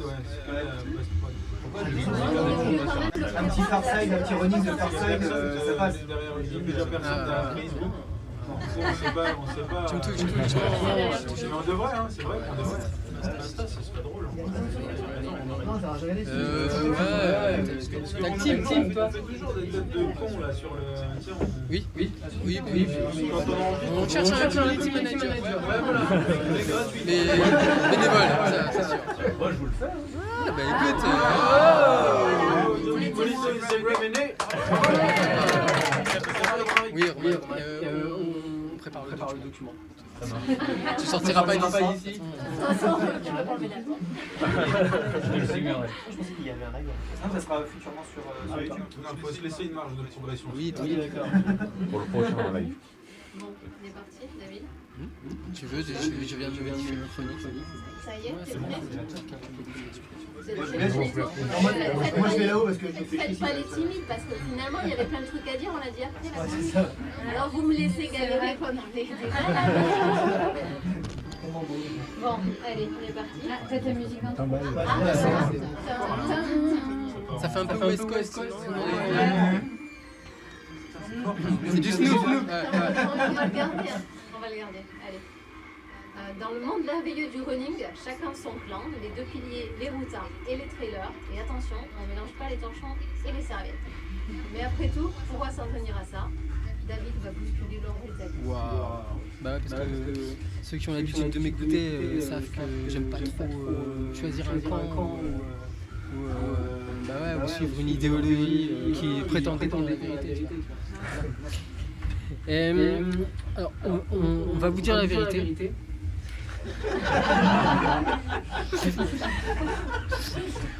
Best intro ever. Les vieilles querelles entre d'un côté les runners préoccupés à simuler une belle foulée pour poster une belle photo sur Instagram, de l'autre les athlètes qui leur reprochent d'être incapables de courir 10 km en moins de 35 minutes et en plus de talonner. Et par ailleurs les trailos, les coureurs de trail, sorte d'amiches des montagnes qui rejettent le sport dans toute sa modernité et n'aiment que leur terroir. Tout ça c'est pourri, on en a marre, on veut que ça disparaisse, FISA. C'est pourquoi je vous propose d'étudier d'autres communautés qui pourraient purement et simplement remplacer toutes ces personnes qui se détestent et se font la guerre. En d'autres termes, ce que je vous propose ce soir, c'est le grand remplacement. D'autres communautés respectables, assez paisibles pour nous remplacer avantageusement. Attention, il va de soi que si vous faites partie d'une des communautés concernées, vous pourrez tout à fait continuer à courir, mais sous une nouvelle bannière. Donc faites votre choix. Une première communauté à laquelle je pense, c'est bien sûr les gothiques. Et ouais, parce que les gothiques, ils vivent dans le noir, ils aiment les cimetières, alors attendez-vous à les voir débarquer en force à la Saint-Élion. Vous les verrez avec leurs vêtements en vinyle pour l'aérodynamisme, et les grosses bottines à semelles compensées avec des boucles en métal, des Oka édition New Rock ou édition Doc Martens, même drop, même stabilité. Si vous voyez des gothiques qui courent très tôt à Paris avant le lever du jour, c'est parce qu'ils détestent la lumière et parce qu'en plus ça les rapproche de l'enfer. En plus, ils aiment faire de leur corps une œuvre d'art, ce qui les rend Instagram compatibles. Autre communauté qui mériterait qu'on lui laisse notre place dans les salles de course, ce sont les rappeurs. Et ouais, ils aiment l'environnement urbain, les baskets, les courses-poursuites et les grosses médailles qui brillent, ce qui en fait des cibles privilégiées, notamment des trails urbains. Ouais, même plus quoi. Donc moi je vous invite à regarder le dernier clip de PNL où on voit les deux frères qui charment nos oreilles à l'arrivée de l'Eco-Trail de Paris. Ouais. Les mecs sont carrément montés en haut de la tour Eiffel quoi. Ça démontre un potentiel pour le kilomètre vertical par exemple. À la fin de l'émission, mardi, vous invite à venir faire un ODD challenge. On n'a pas d'ascenseur. On n'a pas d'ascenseur. On se débrouillera. C'est jouable. Ensuite, il y a les libertariens. Ouais, aussi, à pas confondre avec les libertins, très peu concernés par le sport nature, sauf s'ils sont naturistes et qu'ils pratiquent la randonnée. Ça existe les courses. Mais ouais. Les libertariens, ce sont ces gens qui prônent la liberté individuelle et rêvent que les États disparaissent. Donc je ne vais pas m'étendre sur le sujet, car vous n'êtes que des sportifs et des choses qui sont un peu compliquées. En tout cas, ce sont ces gens célèbres qui font fortune dans la Silicon Valley, par exemple, notamment PayPal, Facebook, Amazon, etc. Qui détestent la démocratie, veulent construire des îles flottantes et autonomes pour vivre entre eux, un peu comme les trailers fans des genoux dans le gif. Alors vous allez me dire quand même que c'est très éloigné de la course à pied. N'empêche que les libertariens sont les seules personnes sur cette planète qui ont les moyens de se payer des ASICS et MetaRide à 300 € sans faire du 3 fois sans frais sur Aero. Communauté suivante, les codeurs. Alors les codeurs, Je sais pas si on l'a dans la salle. Alors, les codeurs ils touchent naturellement bien en informatique. Et franchement, respect. Déjà, ils sont très utiles pour falsifier des certificats médicaux.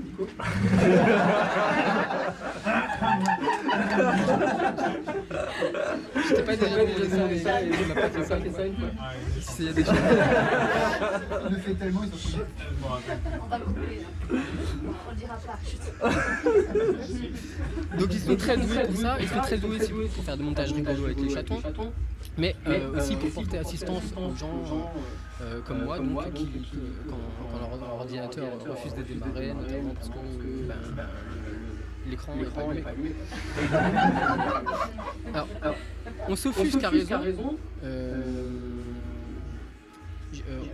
On s'offusque à raison, j'imagine, quand dans certains pays ils créent des applications pour permettre aux hommes de savoir si leur femme est sur le point de quitter leur pays.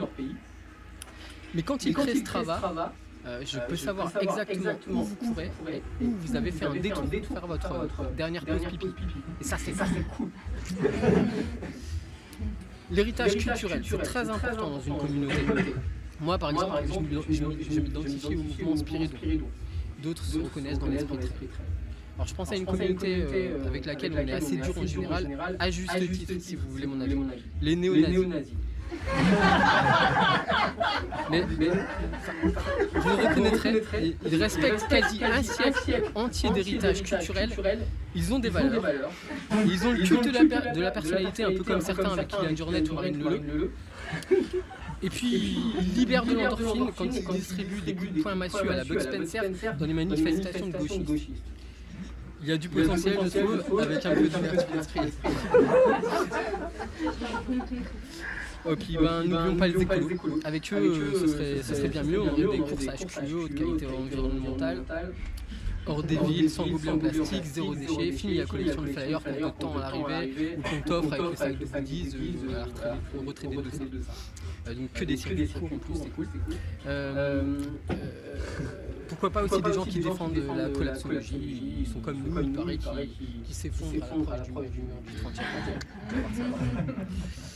Alors bien sûr, toutes les communautés ne sont pas en mesure de s'adapter à notre sport. Les bobos parisiens n'ont aucun intérêt car ils sont plutôt branchés vélo, skate, overboard, téléphérique urbain, hyperloop, jet ski, radeau. Les conspirationnistes également, ce serait bien relou, la Terre est plate, c'est la CIA qui a assassiné Kennedy, l'homme n'a jamais posé les pieds sur la Lune, ni au sommet du Mont Ventoux. François Daen est un reptilien, et ce n'est pas à cause d'une piqûre d'abeille que Kylian Jornet a abandonné à l'UTMB. Tout ça c'est des conneries. À peu près tout.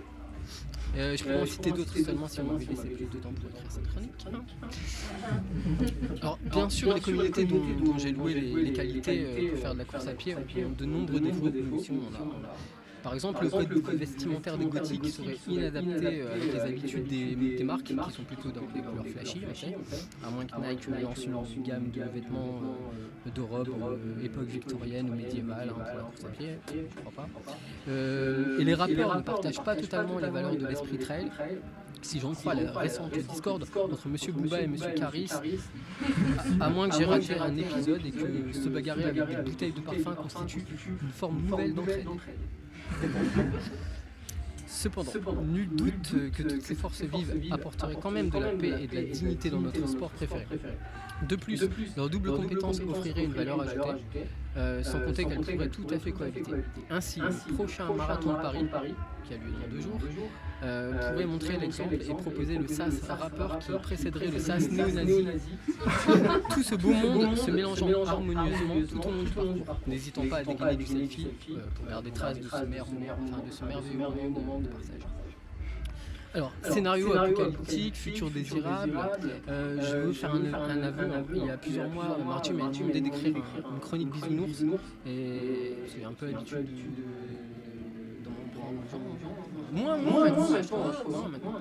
Et donc, elle m'avait demandé une chronique bisounours, et franchement, j'ai l'impression qu'elle est là.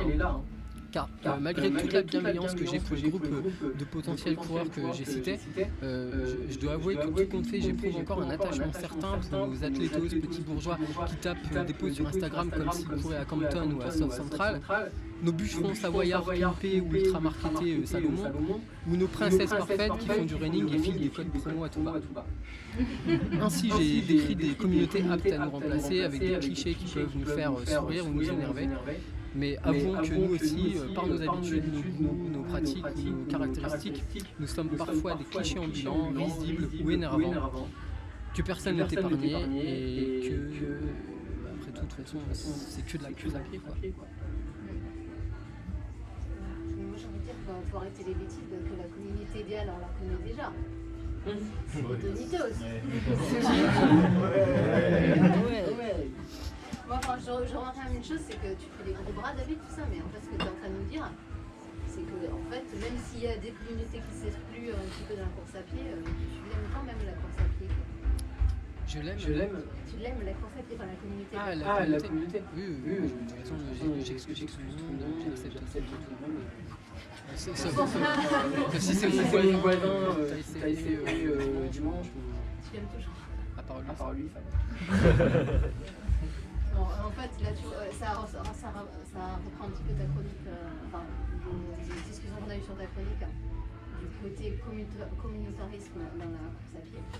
Donc, on a parlé des athlètes et des amateurs. Il n'y a pas d'autres divisions aussi dans les communautés, dans les coureurs, quoi. Vous en connaissez d'autres? On a vu plein. Déjà, on peut préciser que qui on a parlé peut-être Marie tout à l'heure, on reste quand même un microcosme. Je veux dire, tout ce qui se passe ici sur les réseaux, etc. On aime, on n'aime pas, on apprécie pas, on clash pas. Ça reste un épiphénomène par rapport à tout ce qui se passe sur les réseaux. Généralement, 80% des gens vous allez retrouver dans les courses qui s'en fichent complètement de tout ce qu'on se dit là, quoi, même. Est-ce qu'il existe vraiment du mépris, du dédain, par exemple, entre les routards et les trailers? Est-ce que c'est un vrai... Oui. Ouais.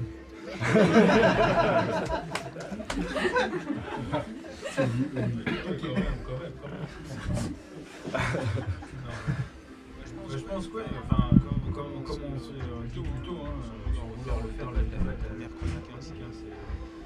parce que quand on a un qui met des émotions dans son truc, dans sa conviction, dans ses valeurs à lui, dans sa manière de pratiquer, qui est hyper convaincu que sur route, par exemple, je parle pas, sur route, chacun fait sa course, prend son gel et le lance par terre. Voilà, c'est sur route, c'est des connards, de toute façon. Et que dans le trail, bah non, dans le trail, c'est une discussion facile, c'est machin. Et à l'inverse, en fait, ils sont sur le trail, ces mecs, de toute façon, ils sont traînés, ils marchent première occasion, les mecs savent pas ce que c'est le sport, ils croient que marcher sur des sentiers, c'est ça un sport. Dans un sens, dès lors que tu pars de ces postulats-là, tu peux pas t'entendre, quoi. Donc, Pourquoi alors? C'est quoi les raisons de ce mépris et cette différence entre les... Dans un cas... On pratique pas le même sport, finalement? Déjà, les trailers, on va pas. Généralement, les trailers, c'est plutôt eux qui n'aiment personne, quoi. Ils se méritent pas trop. Franchement...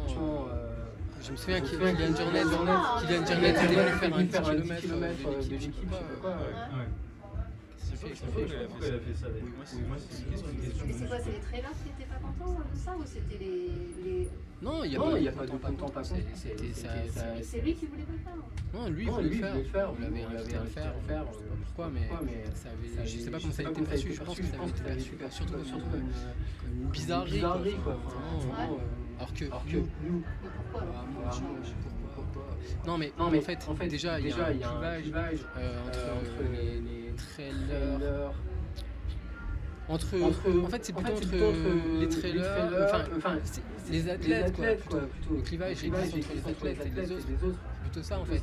Et quand tu me demandes pourquoi et tout ça, c'est une question de reconnaissance. C'est ça, la question. Les athlètes, en ce moment, on en parlait avec l'article de Romain Carrette. Ouais, c'est ça. Les athlètes estiment qu'ils n'ont pas l'attention, n'ont pas la lumière suffisamment. Financier aussi.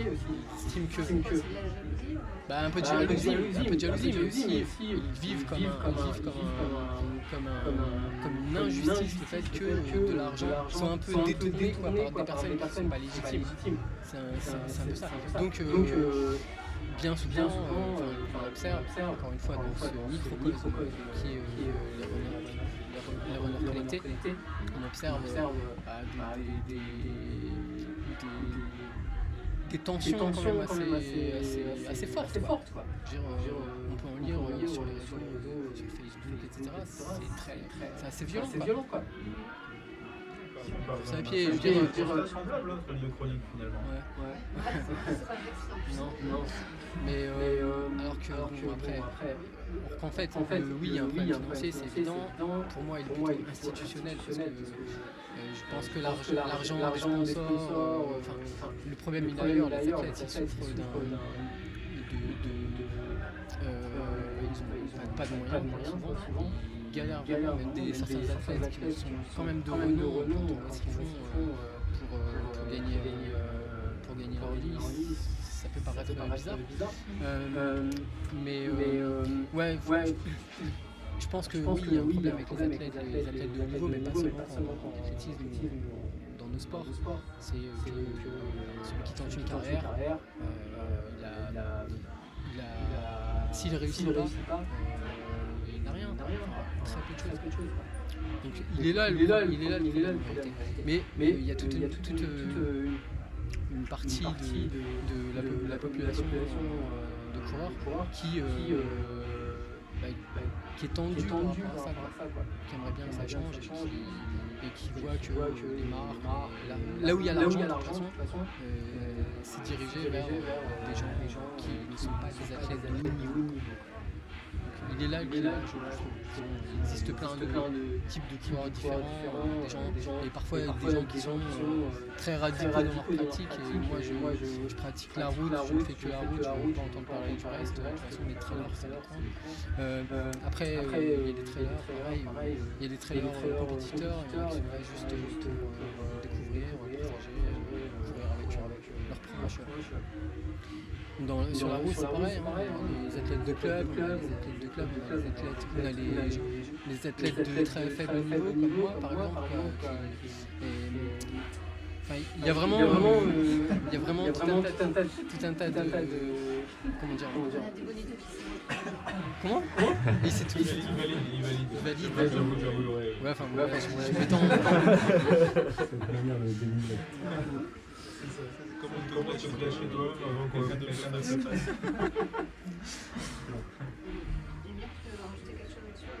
Non. Et quand même, on va bien avoir des choses qui nous rassemblent. On a quand même les mêmes valeurs, les mêmes pratiques. Comment on pourrait renouer le dialogue entre les non mais en fait je réfléchissais à ce qu'on a dit juste avant. Est-ce qu'on peut revenir juste? Ouais. Mais non, mais ce qui est marrant, c'est qu'aujourd'hui, c'est important de le dire. Très bien. Non mais toute cette partie de la population, qui s'en prend aux runners connectés, qui attirent l'attention, les sponsors, les marques, tout ça.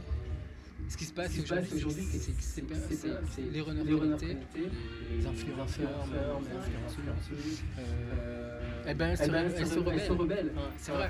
Là maintenant, on est passé à un next step, on voit avec un guide, par exemple. Je savais pas comment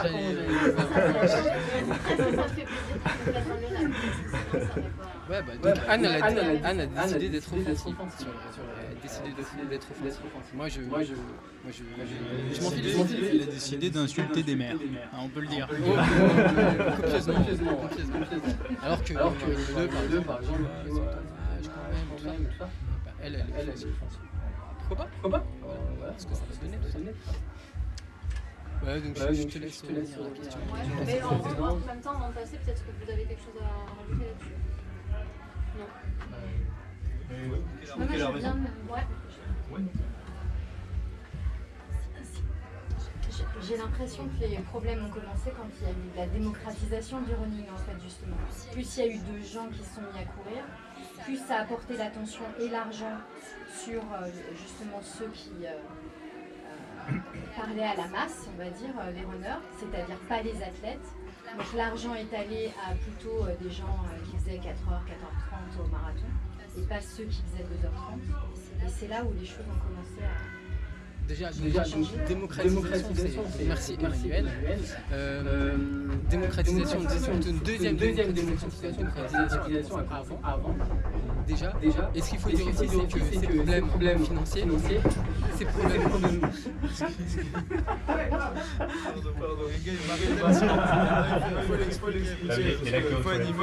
Il y a les toilettes à côté quand même de la salle. Et là, il y a un gars, il est trop pressé. Et comme il est trop pressé, il martèle la porte. Mais l'autre, il n'a pas fini. Donc, voilà. À un moment donné, il ne peut pas faire grand-chose de plus. Je vais reprendre juste là. J'ai rien bu. Ce qu'il faut se dire aussi, c'est que donc il y a eu cette première démocratisation, si on peut dire, mais les problèmes financiers c'était déjà à cette époque-là, alors que les sponsors n'étaient pas là à alimenter Runner Connecté.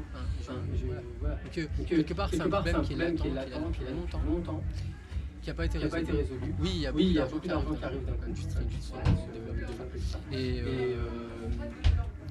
et puis ils aimeraient légitimer avoir la part bientôt.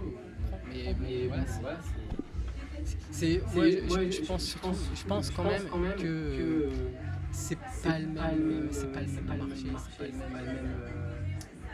c'est pas le même voilà. Donc quelque part c'est sans doute faux ce que je veux dire là, mais c'est sans doute pas de l'argent qui devrait leur revenir,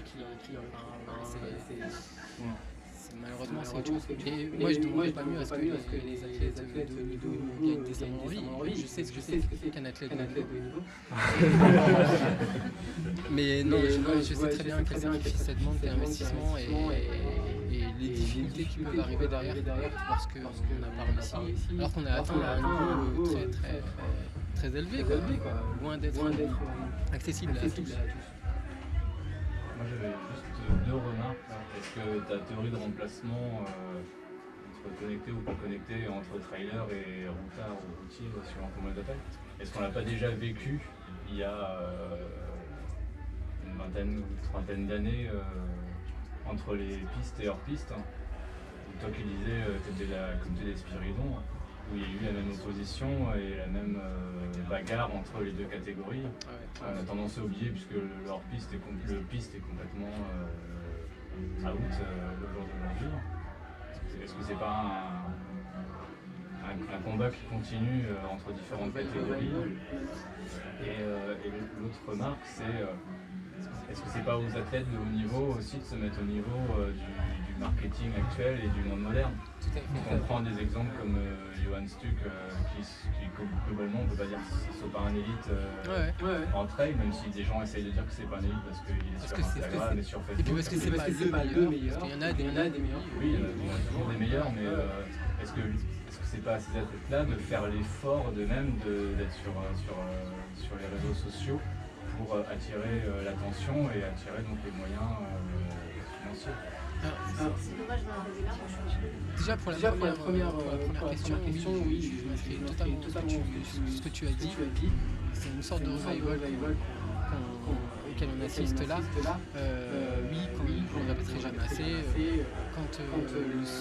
Quand notre sport a été sorti des stades, les gens ont interrogé vos parents, etc. quand ils voyaient dans leurs jeunes années, quand ils voyaient des gens sortir dans la rue et courir, c'était risible, quoi.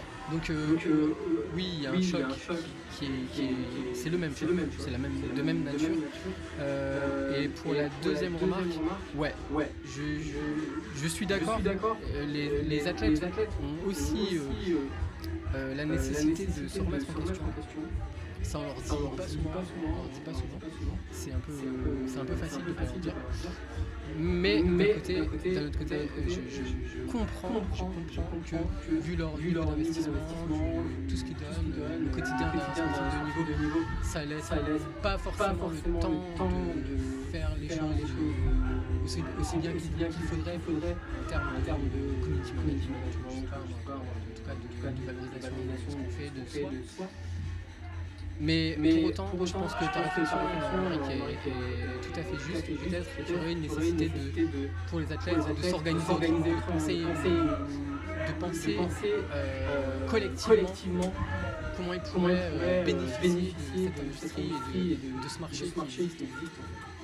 Après, comme tu as des scientifiques passent finalement beaucoup de temps, pas beaucoup de temps, mais du temps à chercher des moyens financiers pour faire leurs recherches, est-ce que les athlètes ne devraient pas consacrer 2% de leur temps à chercher des moyens financiers pour faire leur sport de façon semi ou professionnelle? Ouais, c'est tout à fait juste. Tu vises vraiment dans le mille. Mais je pense que ça ce sera possible collectivement. Sinon, tu auras toujours des personnalités qui sont fortes et qui vampirisent l'argent. Je vais compléter ce que Romain disait. Oui, Hélène. J'ai l'impression que les athlètes de très haut niveau disent que les installations, etc., recours aux sponsors, etc., mais totalement illégitime.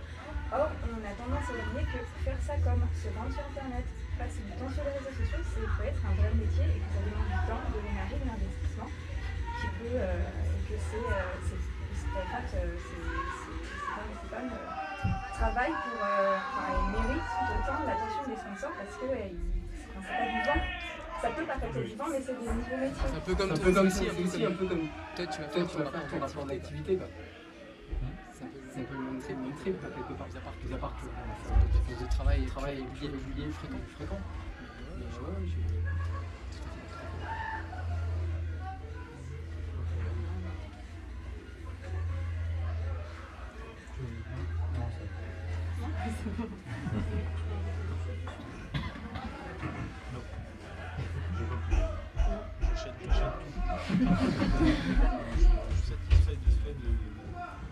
Que j'entends, j'ai rien à rajouter. Du coup, je reviens sur ma question que j'avais posée avant. Comment on fait pour renouer le dialogue entre tous ces groupes alors que... Cette question. Je suis pas bien réfléchie.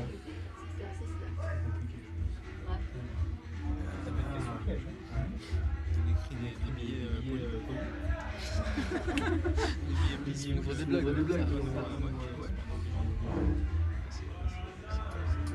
Je pense que c'est une manière collective de vite. Il faudrait une assemblée de penseurs sur comment réduire l'âge entre communautés et moi je vois deux trucs. Il y a l'esprit trait. Non, mais je veux dire.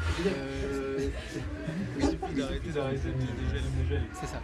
Non mais sérieusement, ça peut être un socle commun pour pouvoir discuter. Bon, ouais, je vois. On est d'accord, mais après, on pourrait aussi penser à l'attachement, à l'environnement, par exemple. Ça peut être quelque chose, ça peut être aussi un socle commun. Se dire, ouais, on doute, machin, l'irréversibilité, le changement du climat, tout ça. C'est des choses sur lesquelles on peut s'appuyer pour pouvoir renouer un dialogue. Enfin, en tout cas, faire des choses, quoi. Après, renouer un dialogue, c'est entre guillemets, je pense, parce que c'est toujours un microcosme. C'est toujours d'un microcosme dont on est en train de parler. Mais je la trouve cool, ma proposition. Non.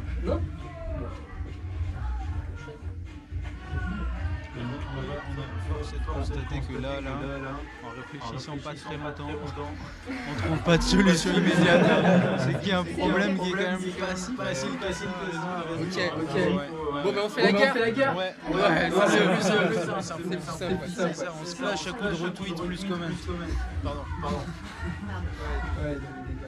Non, je pense qu'il y a aussi malheureusement plein d'athlètes qui détestent les réseaux sociaux, qui n'ont pas envie de travailler sur la promotion de soi et de leur image, parce que leur sport, pour eux, c'est pas ça en fait. Parce qu'avant, c'était pas comme ça. Et ça.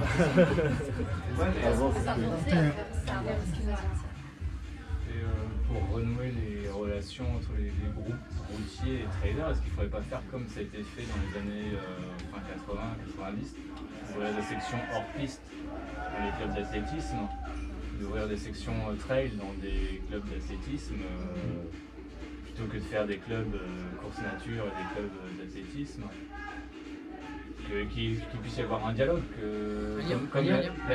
comme la section hors piste, hors stade va courir, va s'entraîner sur le stade avec en partie ceux qui font de la piste. Il va y avoir du trail qui s'entraînent tous ensemble sur une partie en commune et une partie non commune. Ça n'existe pas, Non, pour moi ça n'existe pas des clubs où il y a les 3 sections, mais pourquoi est-ce que ça pourrait pas être envisageable Le club Non. Après, il y a la rupture qu'il peut y avoir entre les routards en tout cas, les clubs, les routards et les trailers. Il est aussi institutionnel, je crois, parce que on a... Non, mais non, ça dépend de la même fédé. Pardon.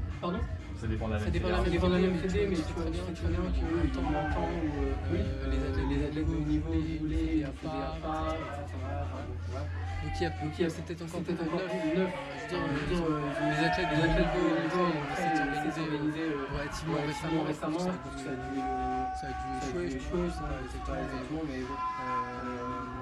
Il y a déjà deux fédérations internationales de trail. C'est ça. En fait, il y a juste le ministère des Sports qui a donné la délégation du trail à la FFA l'année dernière en 2017 ou en 2018, mais effectivement il y a eu plusieurs essais.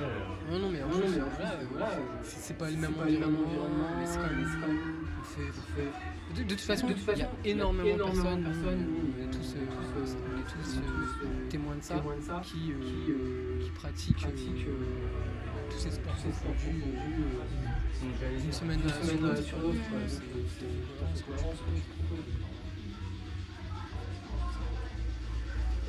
Moi il y a une question que je me pose par rapport à ce clivage qu'il peut y avoir entre les routards et les trailers. Est-ce que les routards ont vraiment déjà essayé à part entière le trail pour la majorité ou pas? Parce que moi par exemple sur la Saint Express, j'ai fait un bout de parcours avec quelqu'un qui n'avait jamais fait de trail et qui m'a dit clairement j'en ai marre, en fait ça m'intéresse pas, je trouve ça nul, et il a redonné le premier avis pour même essayer d'aller plus loin. Alors qu'il y a trop de routes. Par exemple, c'est de la Saint Express.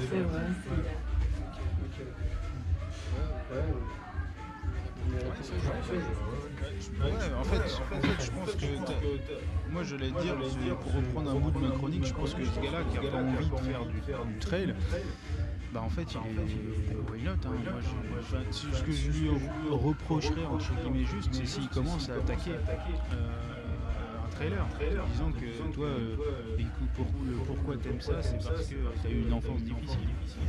C'est gratuit. En revanche, il dit juste, moi ta discipline, elle m'intéresse pas.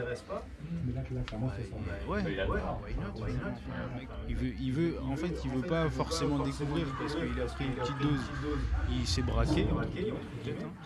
En fait, pourquoi pas? Finalement, il a rien de plus. C'est un bout, il s'est peut-être arrêté un peu tôt, mais au final, il a rien.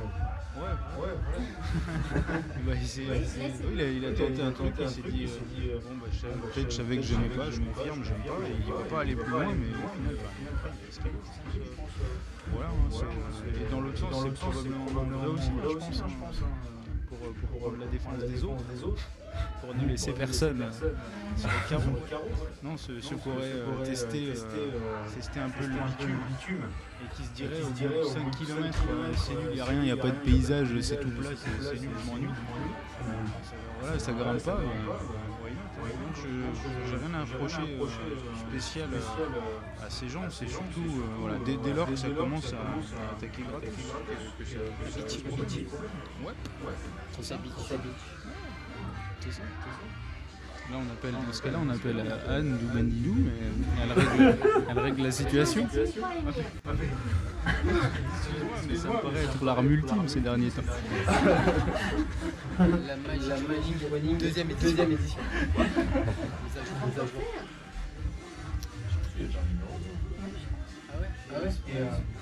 Est-ce que c'est pas, grosso modo, une fausse guerre et un faux débat? Est-ce qu'il n'y aura pas toujours des extrémistes dans tous les camps? Et comment dire, le nombre de coureurs que je côtoie, il y en a la majorité. Combien exactement? Millions. Des millions. Non, mais il y en a beaucoup qui pratiquent et le bitume et le trail sans clivage particulier, sans cracher ni sur l'un ni sur l'autre. Et après, tu auras toujours des purs trailers, tu auras toujours des purs pistards que tu ne feras jamais changer d'avis, comme dans tous les sports. Je ne connais pas assez en sport, mais j'imagine que ceux qui font du rallye et ceux qui font de la Formule 1, ils ne s'entendent pas, et pourtant ils ont 4 roues et un volant. Alors c'est grosso modo le même truc, et tu auras toujours des mecs qui voudront rester dans leur case, alors que je pense qu'on est une génération qui avons commencé la course à pied sûrement comme ça, à la volée, pas autour d'une piste et tout ça, et on peut aisément mélanger et la piste et le trail. Dimanche prochain, je fais un trail de machin, après je fais un marathon que sur route. Et est-ce qu'on n'est pas la génération qui allons changer les choses et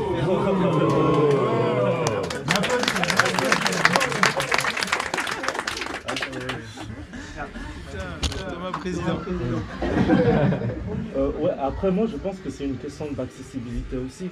La première fois je sais pas, la première fois que moi j'ai couru, je suis sorti à côté de chez moi.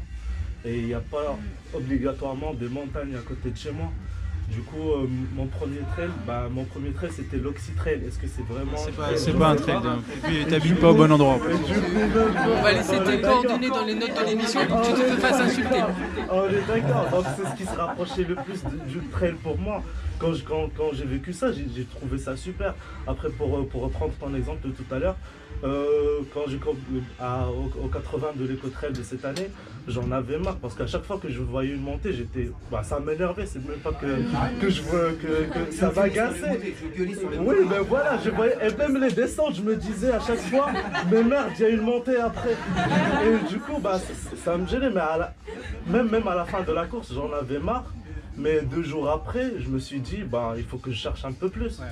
Du coup, c'est vraiment question d'accessibilité. Je sais pas pour vous, mais je pense que nos élus ont aussi leur responsabilité. Le jour où ils construiront une montagne artificielle, au lieu de nous installer des pistes cyclables et des coussins berlinois, eh ben on avancera enfin. Tu l'avais déjà dit ça en plus. Ah ouais? Sur l'urbanisme. Oui, moi c'est un sujet qui m'intéresse. La ville, c'est des villes cyclistes partout. Ok, très bien, il est bien, il est runner. Veut des villes runner. On va mettre ses propositions pour le grand débat. Ah oui, je l'ai fait. Ils ont trop de sujets, c'est des vrais sujets importants. Bon, allez, pour terminer la chronique de David, dans ta chronique, donc tu as donné des exemples de groupes. Les premiums, ceux qui payent sur le Tipeee. Prennent ceux qui sont en train de se passer.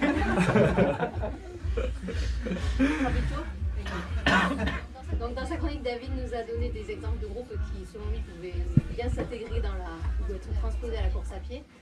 Alors je vais faire appel à votre imagination et vous demander si vous avez des idées d'autres groupes qui pourraient bien s'intégrer dans la course à pied?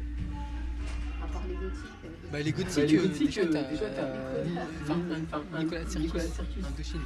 C'est un peu très gothique, non? Ouais. Il a fait Paris. Les punks à chien, le canicross. Mais ouais. Il y a un potentiel. Je pense que les gamers, on va parler des gamers, et c'est quand même des gens qui sont capables de rester 24 heures devant un ordinateur en mangeant juste une barre vide de céréales. Attends, les gars, ils ont quand même une sacrée endurance sur leur activité, je vois pas pourquoi ils auraient pas leur place. Quoi.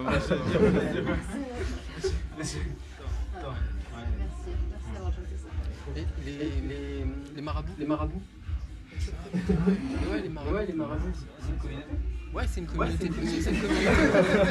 Des flyers dans les boîtes. Non, mais pour moi, les marabouts, ils n'ont rien à dire. C'est un coach sur Internet. Enfin, sauf que paiement après résultat. Donc ils sont plus honnêtes. Chercher les traînées. Mais aux États-Unis, Marge, il n'y a pas justement cette concurrence trail-course, enfin trail et bitume. Il y a beaucoup de trailers qui font des marathons et inversement. Je comprends qu'il y ait autant de... Non, Je pense que c'est encore plus cloisonné que chez nous. Non. Bah non, parce que Sèche Canada, par exemple, qui fait des marathons, des trails. Moi, je trouve pas Beaucoup de gros trailers. Faut prendre un micro.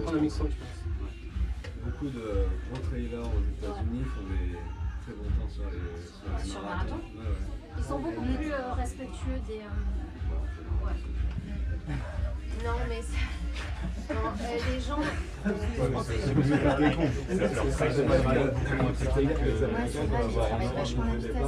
T'as pas l'impression qu'ils jouent leur vie en fait. Ils sont là, ils sont cool, ils vont courir. Et limite le plus cool, c'est le mec pas plus fort en fait.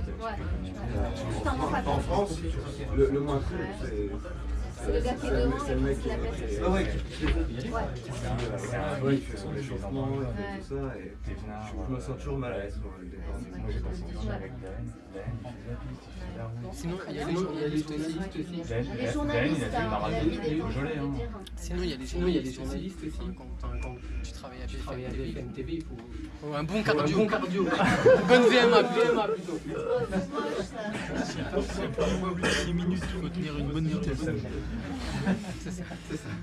Bon, très bien. Après toutes ces belles paroles, moi je suis désolée de vous dire qu'il va falloir se dire au revoir. C'est fini.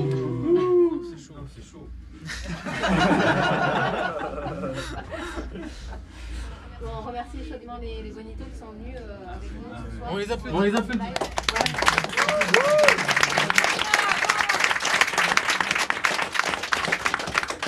Je pense que je parle au nom de Émir et David, ça a été un plaisir de vous avoir et on est très fiers de voir que vous êtes tous venus et de cette belle communauté qu'on a réussi à créer, quoi.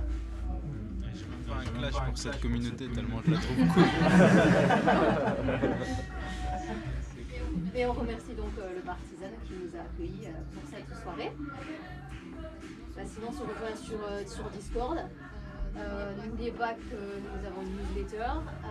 Et puis aussi, envoyez-nous de l'amour sous forme de 5 étoiles sur iTunes.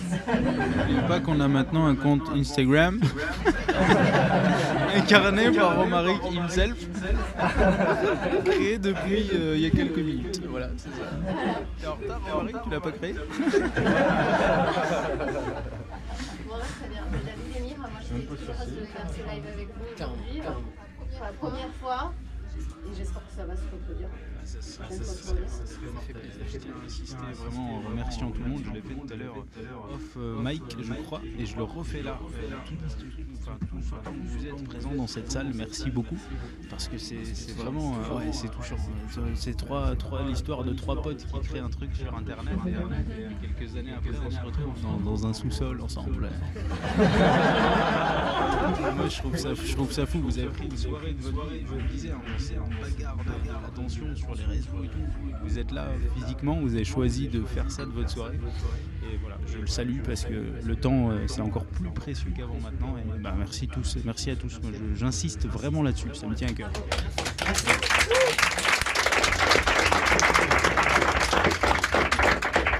Bon, moi j'ai qu'une requête, la prochaine fois on le fait en été.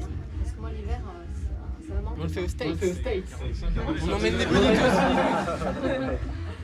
Bon, bah, très bien. David Emir, à bientôt et à très bientôt les bonitos. À bientôt.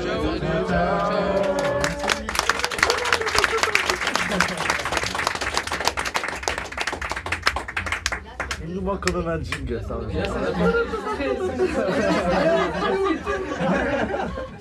Attention. Tu l'as arrêté. Non, Il reste qu'à 1h50. Ouais, bon. Alors on va s'asseoir, on va commencer. Troisième chronique. Moi, c'est Celle de Margie, allez, ta chronique. Elle est pas suspendue, ouais. Non, mais c'est une honte. Ah, franchement, Calvin a court le marathon demain. C'est pas vrai. Ouais. On l'a arrêté. Elle est pas suspendue. Oui, après-demain, son recours contre la Cour d'État était validé. Le Conseil d'État. Mais je sais pas, mais. Bah, Clémence. Elle va dans une très bonne discussion. Mais écoute, tu peux là. Tu peux enlever la porte, s'il te plaît. Jamais. Enlève la On parlait d'animosité. Faut chier ces élites. Légèrement. On est tous tous là, tu vois pas, mais.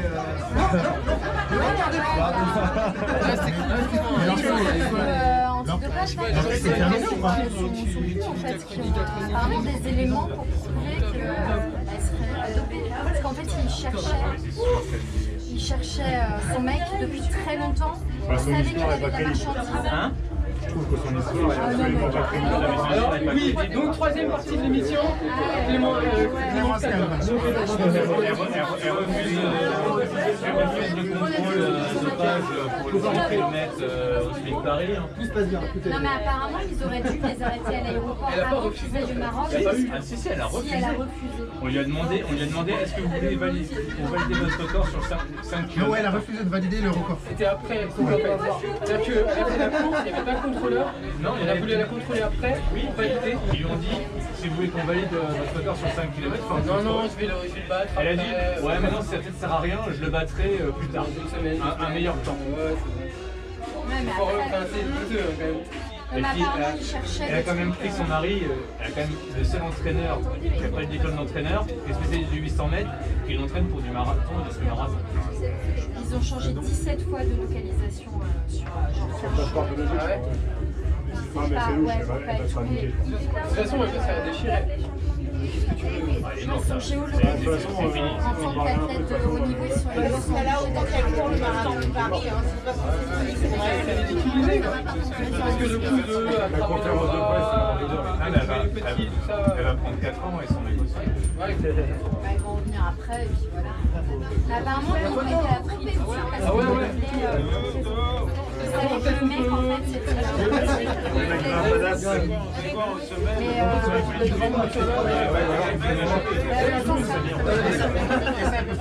Comme ça.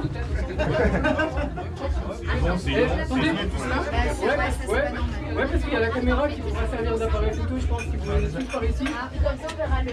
On verra tout. Voilà, c'est moi qui vais être derrière lui.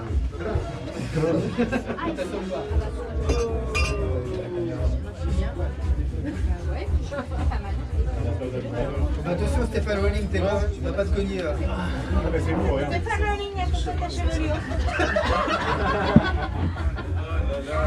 Ça clash, ça clash sec. Vas-y, viens. Là, faut dire tartiflette. C'est une vidéo, ça va faire. On est tous dans le cadre, en fait. Il se passera rien de plus. Non, mais là, en fait,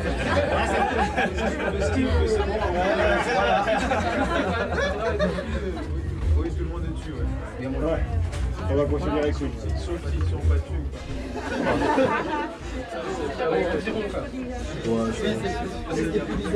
ça prend presque. Ouais, j'y suis, c'est vraiment longtemps. Oui, demandez à le comité de ça. Alliance cannabis.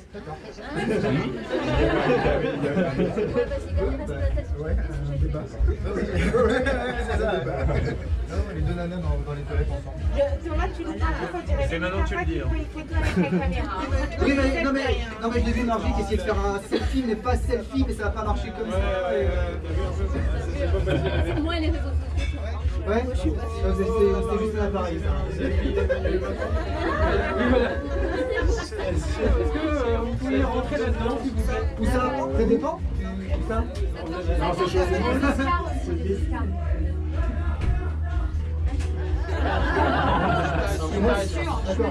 Un message grâce à un informaticien